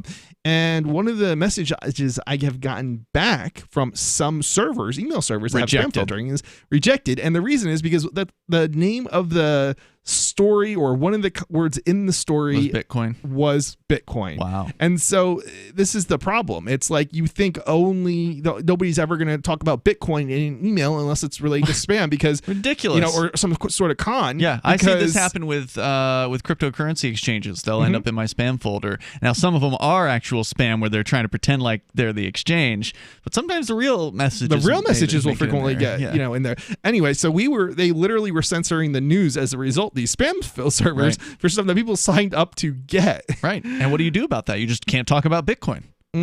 Yeah, or you don't get into their inbox. Yeah, and this is the danger of censorship in general, because when you think you're censoring one thing, you ultimately end up censoring a lot more than whatever it is that you think you're censoring, and it may not even be to your advantage in some cases. Maybe you intended to censor con artists who are using Bitcoin because you don't want Bitcoin to look bad. But then when you go to send out an email, you get caught up in those spam filters, and then you can't get your message about how good Bitcoin is out there. Toll-free number is 855-450-FREE. That's 855-450-3733. If you want to comment on internet freedom of speech, you are welcome to join us here. It's Free Talk Live. Pork chop. His coat is very thick. He's an Akita German Shepherd Lab Husky mix. Harold, the Border Collie Pit mix, has the most beautiful jet black coat. Stuart, my rat terrier, has fur now where he never had it before. DINOVITE.com. Dinovite will give them a beautiful, lustrous coat. It will make you smile. You get some Dinovite, how happy your dog will be. DINOVITE.com. News from news.bitcoin.com. Bitcoin breaks 16,000 as Congress is poised to pump even more unbacked dollars into the market. John McAfee pumps Ghost, his crypto token, from prison. Threats from the SEC ignored. New Wyoming Congresswoman is a Bitcoin holder. Law enforcement moves long dormant Silk Road Bitcoin billion. Trump and Biden tied over who stinks more for crypto. Bitcoin.com is your source for getting started with cryptocurrencies, getting a wallet, buying Bitcoin Cash, mining, and all the latest cryptocurrency news. Every year, over 1 million fires burn in America. Fortunately, firefighters are on the job, saving life and property, and you can be a part of it. 7 out of 10 firefighters and emergency responders are volunteers. There's no typical firefighter. Anyone can volunteer to serve their community. Volunteering as a first responder is really about having the heart and drive to make a difference where it's needed most. Your community needs you. Are you ready to answer the call? Learn more and find local volunteer opportunities at makemeafirefighter.org. Having taken her father's throne, Sarah Calhoun has fallen out with one of her best allies, and her brother Nathaniel heads into Imperial Philadelphia with a reckless plan. Her uncle Thomas, armed with new powers and new allies, aims to remove Sarah from her throne and from the world of the living. To survive and to gain the strength she needs to fight an impossible war, Sarah must unite the Mound Builder Kings to enact an ancient rite that will propel her beyond mortality. Servant Daughter by T.J. Butler is the newest entry in the Dragon Award-winning Witchy War series from Baen Books at BaenBooks.com. A congressman recently revealed that legislation totaling 2,900 pages and involving more than $1 trillion was available to members of Congress for less than 48 hours to study and consider. That's over 60 pages of legislation per hour. Do you think anyone read the entire bill? I'm Jim Babka with DownsizeDC.org. Consider a proposal buried in a 3,200-page, $388 billion bill, which would have empowered committee chairmen or their agents to examine Americans' tax returns. When this horrible provision came to light, no one claimed to know how it got into the bill. One congressman questioned said, "I didn't write it, I didn't approve it, I wasn't even consulted." If your attorney represented you this way, he might be disbarred. But this is how Congress represents you every day. That's why DownsizeDC.org has created the Read the Bills Act. You can force Congress to read their bills before they pass them at DownsizeDC.org. There are lots of ways to listen to Free Talk Live. Our podcast has been around since podcasts began, and now the FTL feed is loaded with content besides our full show archives. Did you know that we make it easy for you to customize your podcast subscriptions? We have different feeds, one that includes only our full shows, one with just the Daily Digest, and our main feed that includes everything. You decide what you listen to. It's quick and easy to customize your feeds at feeds.freetalklive.com. That's feeds.freetalklive.com. Are you tired of governments murdering people around the world? Stop using their money. There is an alternative. Bitcoin is a stateless free market non-political currency. Bitcoin cannot be inflated or controlled by any government. By using their money, you are helping the state. Stop doing it. You have an incredible alternative available now. Learn it, use it, spread it. Get started with Bitcoin at bitcoin.com. That's bitcoin.com. Live video of our key New Hampshire-based shows is streamed on DLive. Please follow and share at dlive.lrn.fm. That's dlive.lrn.fm.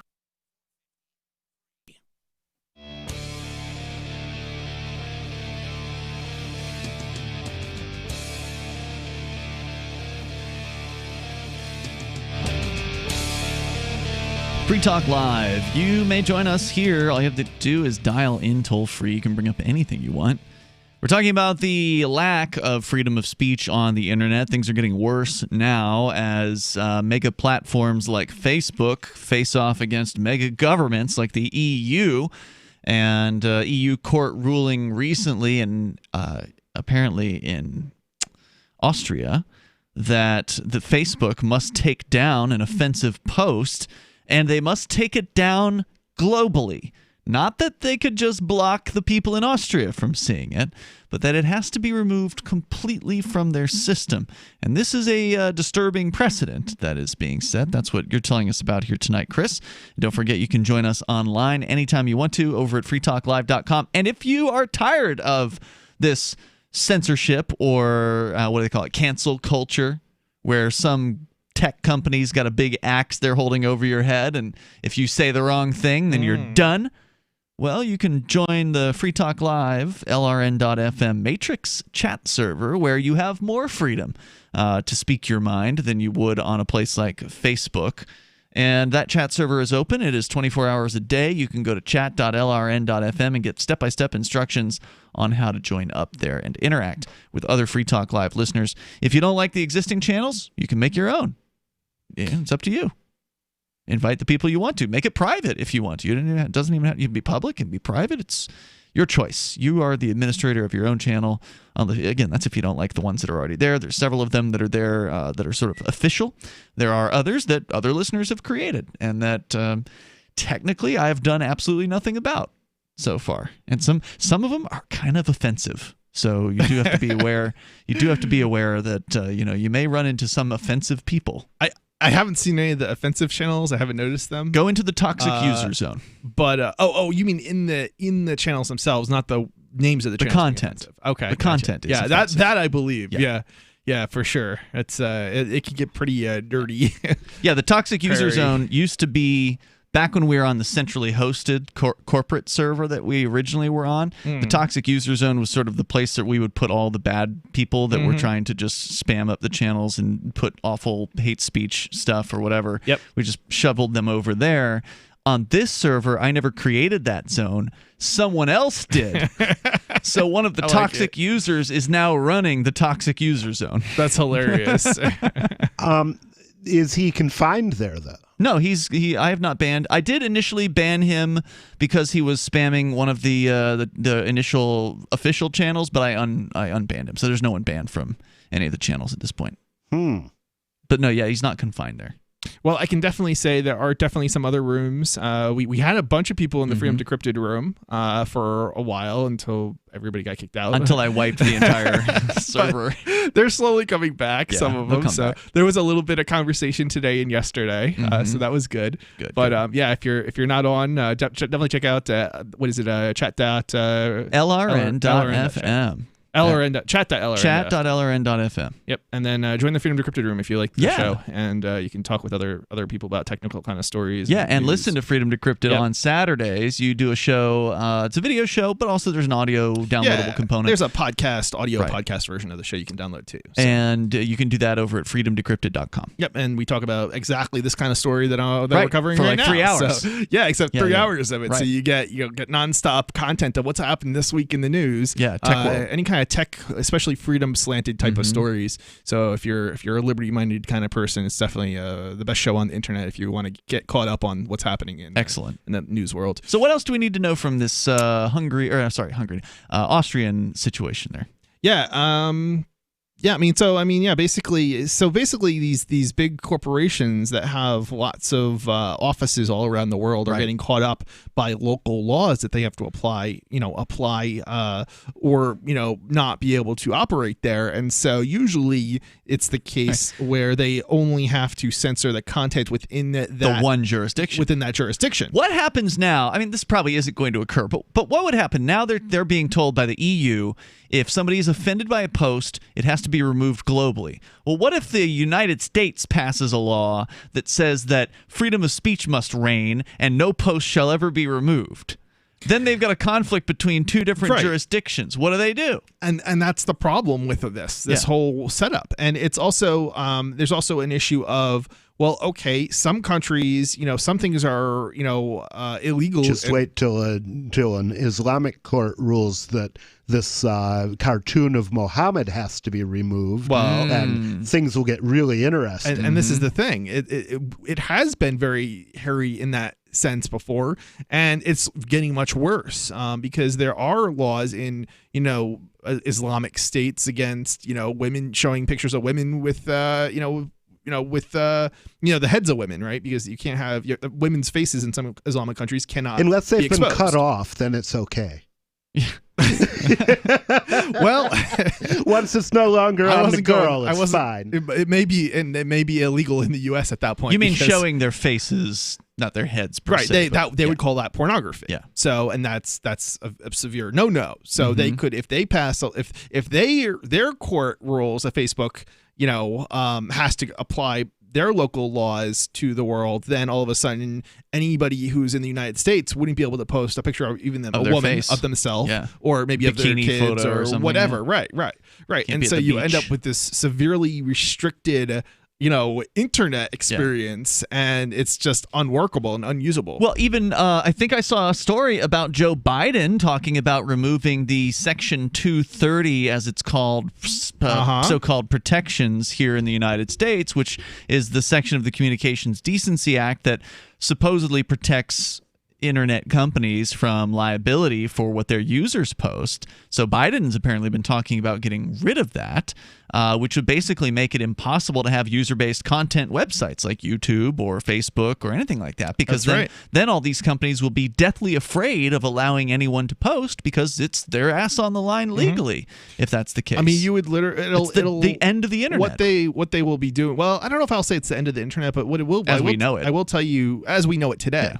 What it will Maybe it would be the end of the corporate internet. Yes, but, and this will. If I'll still be happy to host things. I don't care if they, I don't care what they do. Well, so it might be a return to more of a grassroots internet if if basically the corporate players get scared and the rest of us don't. Yeah. That might be the best of all possible worlds. I think what it means effectively is more along the lines of if you want to post something on the internet, you have to set up your own server, because ultimately anything else doesn't work.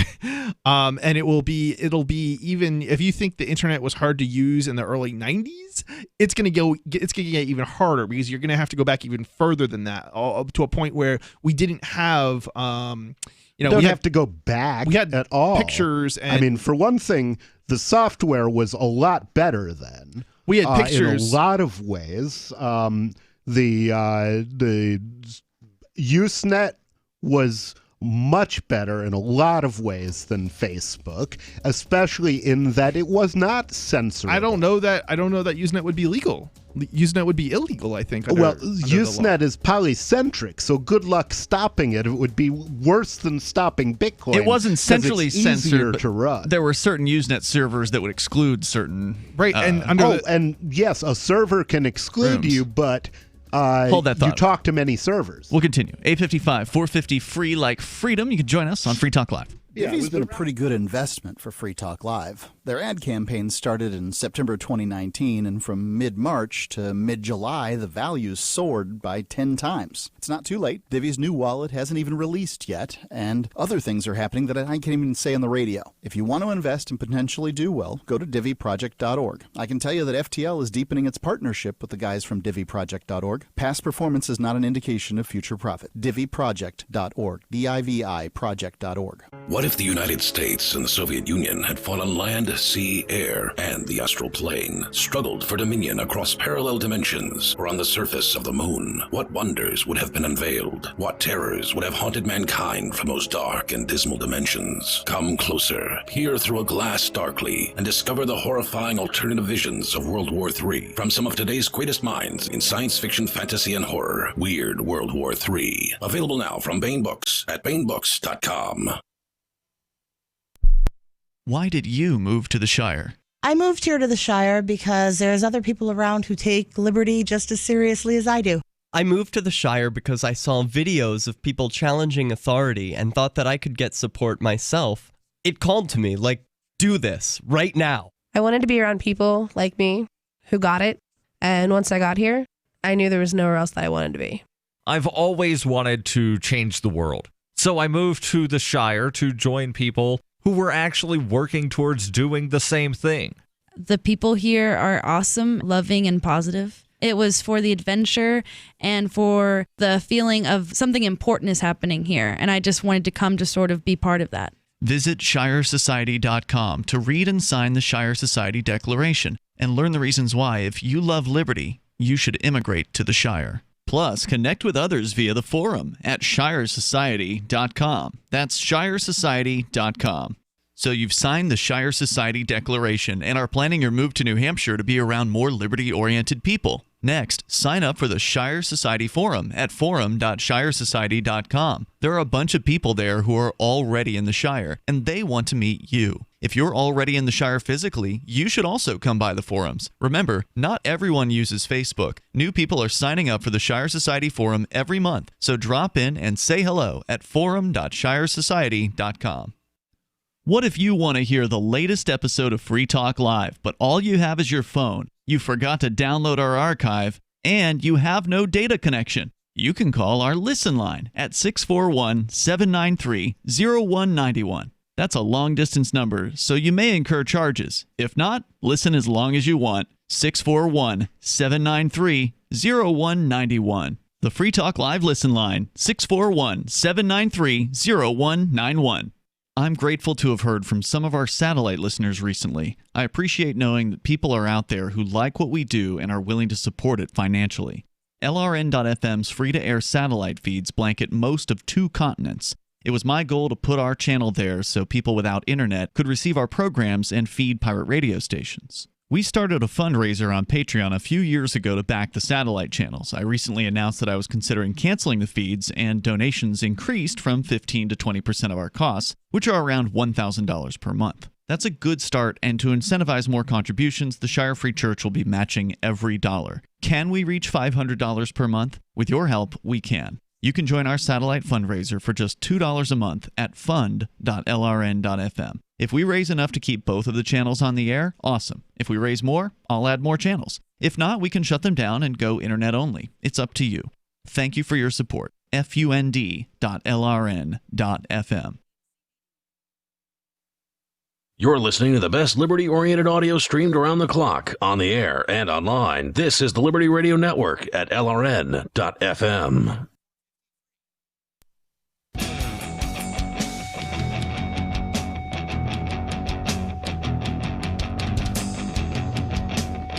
Free Talk Live. You can dial in. The toll-free number is 855-450-FREE like freedom. That's 855-450-3733. We have the Discord. Oops. Man, I was doing so good. Yeah, I know. No more Discord, guys. Yep, I got to remember not to say that. Discord's dead. The Matrix chat server. It's way better, actually. Matrix is better in a lot of ways, and one of them is that it's decentralized. Go to chat.lrn.fm. Unfortunately, I have not decentralized my brain enough to continue saying it correctly. We're going to go to your phone calls and thoughts. And then I actually, since we brought up Section 230, there's it's one of the things that actually Joe Biden agrees with Donald Trump on. Surprise, surprise, which is getting rid. They're really not that different from each other as much as people want to hate on their the opposing side of these issues. But people on the left will pretend like that. I know, and they are so blinded by, I find it so hilarious, like when I'm hearing from people on either side, whether they're pro-Trump or they're pro-Biden, and it's like you start bringing up issues of like, well, all these problems with Biden, and it's like, and it's funny because it's like the reasons they don't like Trump that they've been going on and on and on about are, and then they vote for Biden and say how much better Biden is, and it's like, and then you start pointing out the speeches from 10, 20 years ago or whatever that he was giving about how he's against gay people and like all sorts of stuff, and it's like, wait, isn't that what you've been harping on? Drugs. Yeah, isn't pro-war on drugs? Isn't this what you've been harping on? Trump for all these past 4 years. Exactly. How does that align? And they just don't respond after that. It's just like, they give you some like non-answer, non-response. They don't really care about anything except they have been told to hate Trump. I know. It's like, this is what I mean. It's like, and on the other side, they hate the people who hate Trump, so they have to love him. So we go to your calls and thoughts, though. David is on the line in New Mexico. You're on Free Talk Live. Hello, David. Yeah, a fun piece of trivia, I think, tied into you were talking about how Chinese have to code 1984 in place of Tiananmen Square to avoid the government censors. Something like that. And I had heard it mentioned. I haven't verified it. I just take it as true that another thing the Chinese do, presumably for a same or similar reason, is that when referring to Emperor Xi, that they call him Trump instead of Xi, so that they're not caught saying derogatory things about the emperor. Trump. Yeah, I'm not sure who that Trump. is, but that's the president of China. Yeah. Oh, Xi. So wait, they call him. It's spelled Emperor? XI. Yeah. Is there some sort of connotation there? And he looks like Winnie the Pooh. Yeah. I don't usually hear China's leaders being called by the word emperor. Yeah, that is a sarcasm and facetiousness. The supreme leader. Gotcha. Dear leader. Yeah. Now, is it true that she sells seashells by the seashore? By the way, where did you see the 1984 thing, Chris? Because I just pulled up Tiananmen Square. It was 1989, according to this. No. I thought you would. I said 1985. I didn't you remember what the year confirmed it was. 1984. I thought you then confirmed it was 1984. I thought you said it was confirmed that it was 1984. I said it was 1988. No. I thought. Okay, so I said 1984 originally. Yeah. I didn't know what the year was. I was off the top of my head. Oh, I thought you looked it up and you. Oh, said, no. So I just looked it up. It's 1989. I had the way I phrased it was something like 1984 or some year thereof. Just to clarify, it was 1989. We were both wrong. Yeah. All right, David. What else? That's it. I just thought that was a fun thing to supply. Indeed. Thanks for calling and sharing that with us tonight. I do appreciate it. The toll-free number here is 855-450-FREE. Was there more that you wanted to share about this Austrian court ruling, or do we pretty much get the important gist of that wonder story? if the Chinese government is going to come after the publishers of Winnie the Pooh. I mean, I could probably do a little bit more, but probably we shouldn't cover too much more. Just a little bit. I'll read just this one section here. So to be sure, the orders must, under the CJEU ruling and general legal precepts, comply with relevant international law. They cannot, as a result, violate international human rights on free speech. But the specific contours... They're saying they can't violate international rights on free speech, but if you say something offensive, it can be removed from the entire globe. Let me continue. Well, if you say something libelous, because libel has been long believed not to be included in free speech. And I disagree with that. The difference is that now they're saying that everybody's libel laws should apply to everybody in the world. Right. Mm-hmm. And the United States has been much, much more lenient than, say, the UK. So if you say something, and I don't know exactly to what extent it is, but it's something like, if you say something that offends somebody, that's not a lie. Canada has prohibitions on so-called hate speech. Right. So that in the United States, you could basically say mean things, but you can't lie, right? So the UK goes way, way farther than that. So come on, if you couldn't lie in the United States, every politician would be in prison. Right. Nobody tells the truth here. Yeah. Anyway, so yeah, it's definitely, and this is a danger. These types of laws are a danger to free speech globally with these types of rulings, right? Because then all of a sudden, the worst of the worst laws, it's a race to the bottom, right, get applied to you. So yeah, but the specific contours of international human rights are themselves highly contested, and beyond the requirement to comply with human rights law, international law provides minimal guidance to deal with the divergent approaches to free speech across borders.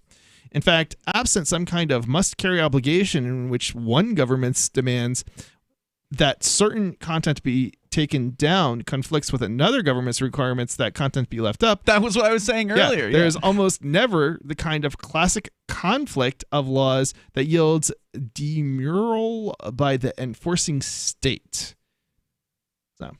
What they're saying there is the enforcing state isn't refusal. going to. The enforcing state isn't going to all of a sudden back down on. Oh well, there's this other state that says we have to keep it up. Yep. Right. Yeah, this is getting very ugly. It is, and it's getting worse and worse. Not just in one region or one country, but all over the world. And there's actually a study that came out, I think, this week that monitors like the global internet for censorship. And, oh, really? Yeah. Is this Reporters Without Borders? No, that's Press Freedoms. Yeah, it's not that. It's a different group. I'm curious. If you find that, let me know. I'm curious to see what got study it that is. in my notes if you when want you to cover when it, you get a but chance. maybe on the break I'll find it, bring it up. But basically they have looked at basically the countries that are like the leading Western countries when it comes to freedom of speech has been drastically curtailed in recent years, and censorship systems have been implemented, and it's slowly now getting censored. Isn't that sad? I mean, countries. the internet used to be this bastion of freedom of speech. That's what it was originally supposed to be. The information superhighway, all kinds of info, unfettered, was able to be brought into your home, and now it seems to be going in a very unfree, very scary direction. It will, as long as it is centralized, until people are hosting their own servers, and until that is widespread, it will continue to get worse. Self-hosting is the solution in the beginning, but that's not the ultimate solution that's going to solve the problem. The ultimate solution is actual decentralization.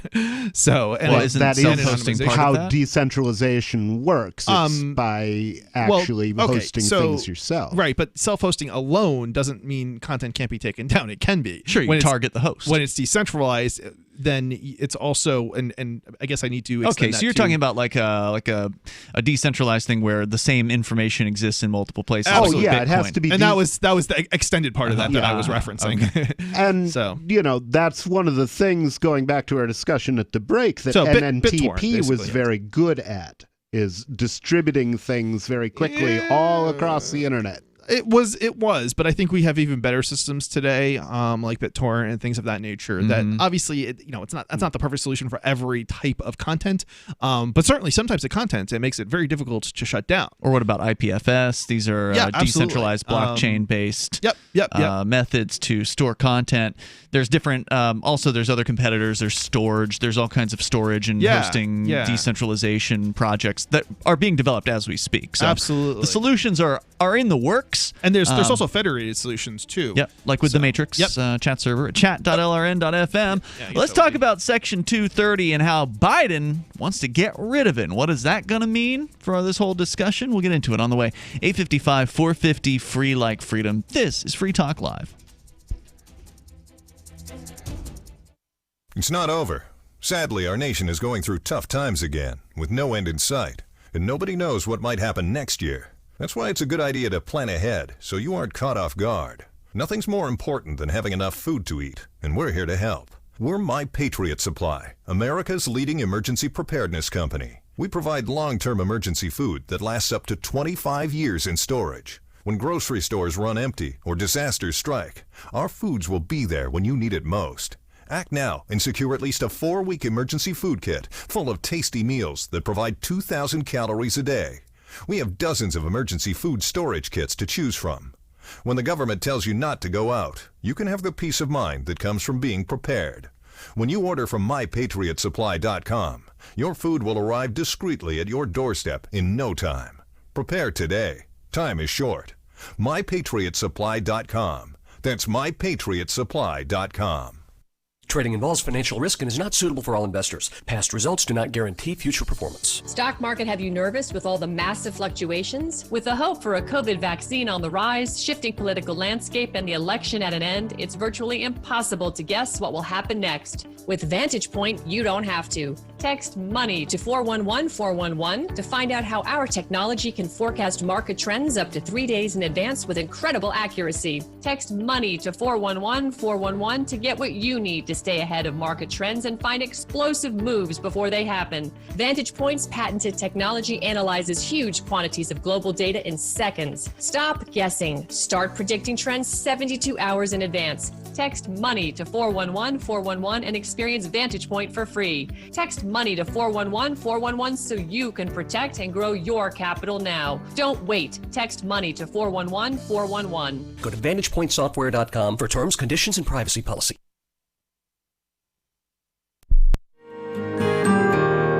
So the protection of life, liberty, and property is what the Free State Project is all about. But it's an effort to move 20,000 people who understand. It's about demonstrating to the entire country that, yeah, we can have a free market, a truly free market. Making it just a freer, great place to live.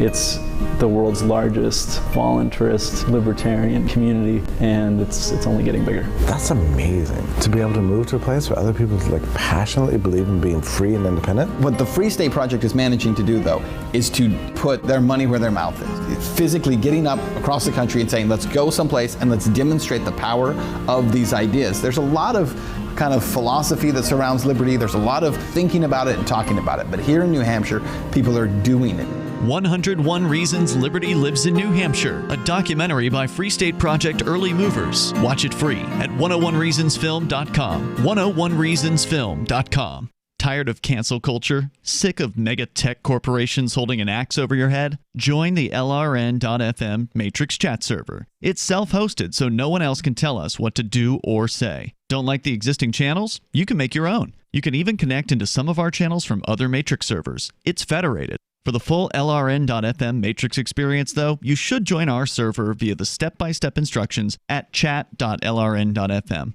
Chat.lrn.fm. The new 4th edition of Healing Our World, The Compassion of Libertarianism, will take your understanding of liberty to a deeper level and has over 1,300 updated references, new cartoons, and a foreword by Dr. Ron Paul. With discounts for multiple book purchases, the 4th edition of Healing Our World is a great gift for the liberals, pragmatists, environmentalists, and Christians in your life who think libertarianism is cold-hearted. Get yours today at healing.freetalklive.com and use promo code FTL for a $5 discount. Do you love Twitter? Make sure you favorite the LRN.FM Twitter account so you can receive our tweets at twitter.lrn.fm. That's twitter.lrn.fm.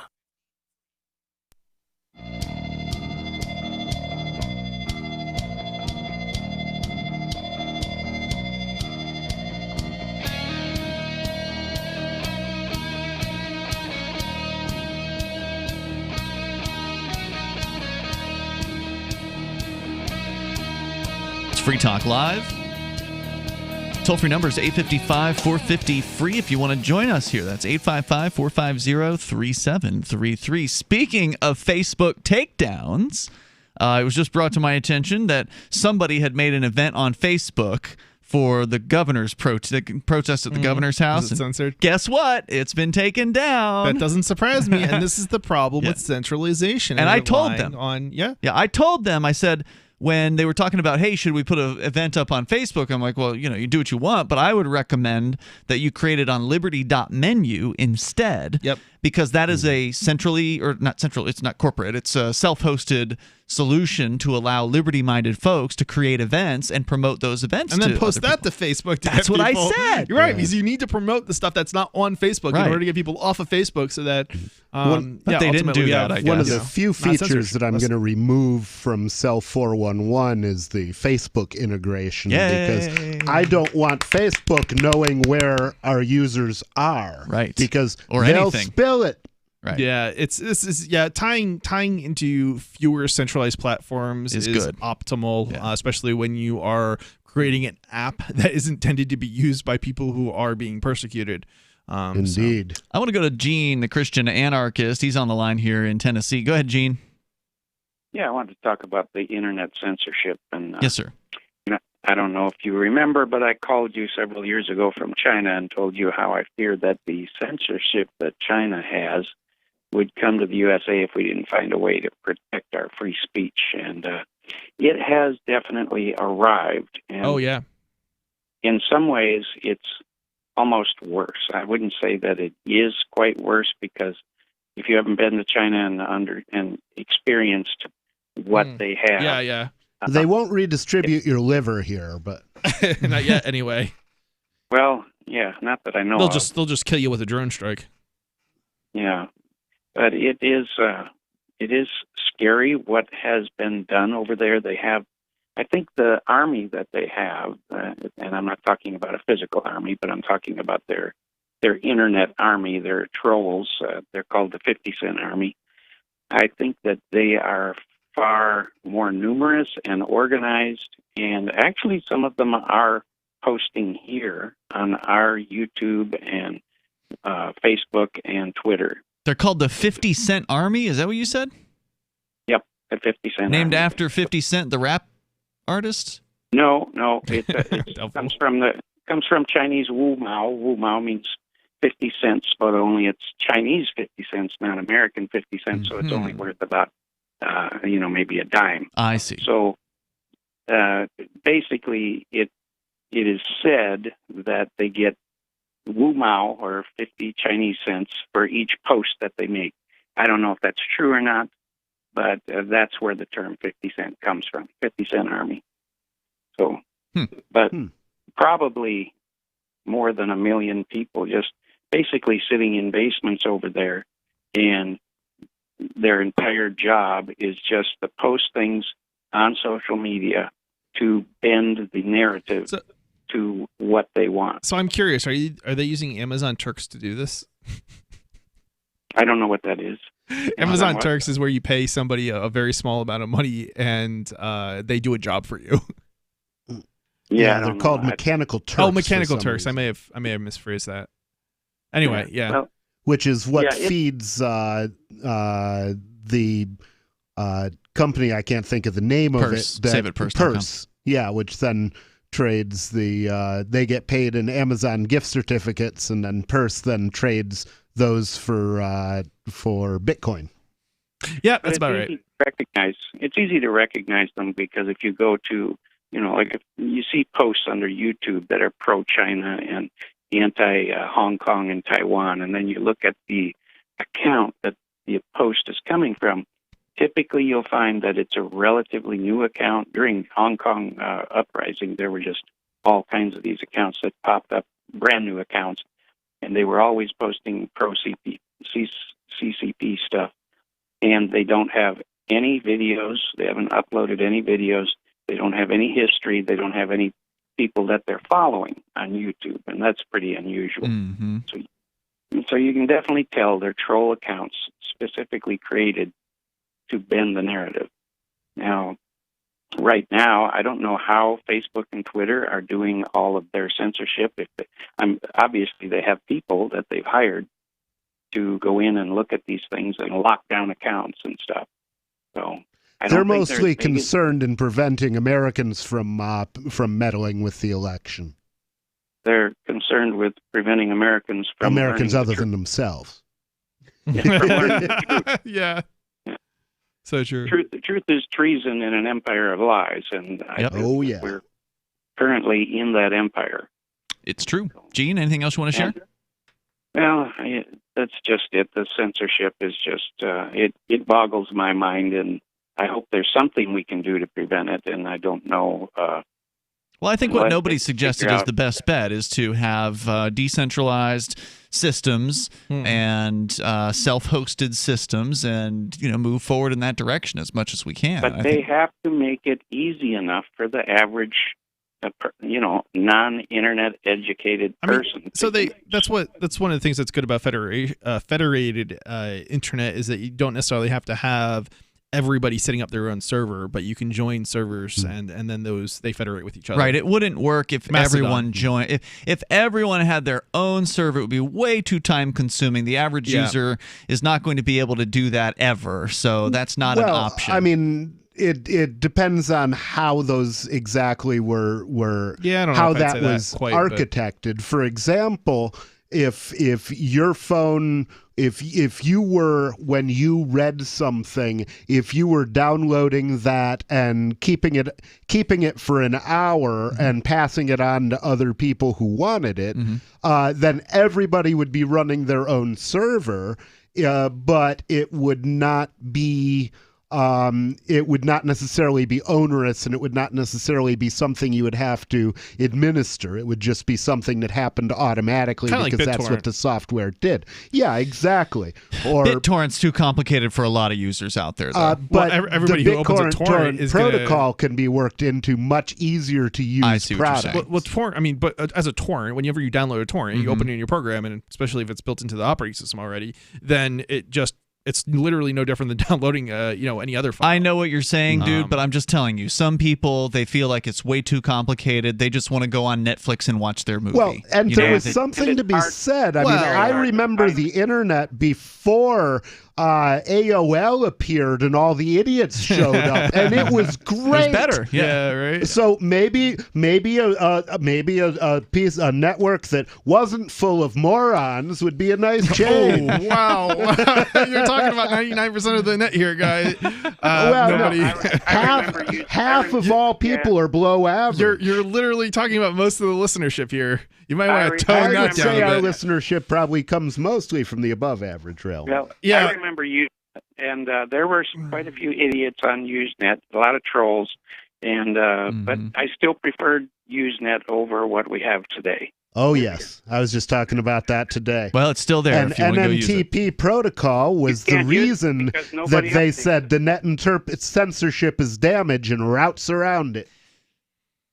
Gene, thanks for the Usenet, call. You can't really use it. Yeah. Well, it's still there. You can use it. From what I understand, there's still companies that'll sell you access to it. So go to town. Thank you for the call tonight. I definitely appreciate it. So we're not going to get into this story in any great detail, but suffice it to say that Joe Biden has voiced support for repealing Section 230 of the Communications Decency Act. He said that the law should be, quote, revoked immediately, unquote, and highlighted the way misinformation can spread unchecked on platforms such as Facebook. And misinformation is anything they don't like that he doesn't believe. For example, the fact that Joe Biden happens to be a child molesting, senile idiot is misinformation, according to him. JoeBiden.info. Indeed. This week, a senior Biden staffer signaled regulating harmful disinformation on Facebook could be a priority for the administration. So they're already putting it out there that this is an intention of the Biden administration is to go up and do more censoring of the internet. So we won't know more, obviously, until next year because, well, there's still not an official result from the election. That we're still waiting on, and we've got about a month to go before the official results come in from the elections. Wait. I thought Biden won. It depends who you ask. So the Electoral College hasn't actually released Biden didn't win? Well, technically, no one has won yet because the Electoral College hasn't done their thing. Oh, that hasn't happened. Wait, what's the Electoral College? We don't have time to get into it. Okay. We'll see you tomorrow night. Online in the meantime, they're the people that elect the president. I thought I elected the president. FreeTalkLive.com. Mounds and mounds of fur. Our hairballs have hairballs. Our cat Mama, she's 10 years old. She has dandruff and an oily coat. I have 2 cats, Dixie and Daisy. Daisy sheds like crazy. If you love your pets as much as I do, you want to do what's best for them to live long, healthy, happy lives. DINOVITE.com. I just tried this wonderful Catalicious Dynovite for cats, and my cat has been on it for 2 weeks. She is not scratching anymore. She's not chewing anymore. It is just the best. I was thrilled when I heard Dynovite for cats was coming out because I'd seen the changes in my dog. To introduce my cats to Dynovite, I took the advice from Dynovite and put their food on top of just a scoop in the bowl, just to get them used to it, because I know if I even switch one little thing, they put their nose up to it. There was not one problem. Dynovite for life. You won't believe how happy your cat will be. DINOVITE.com.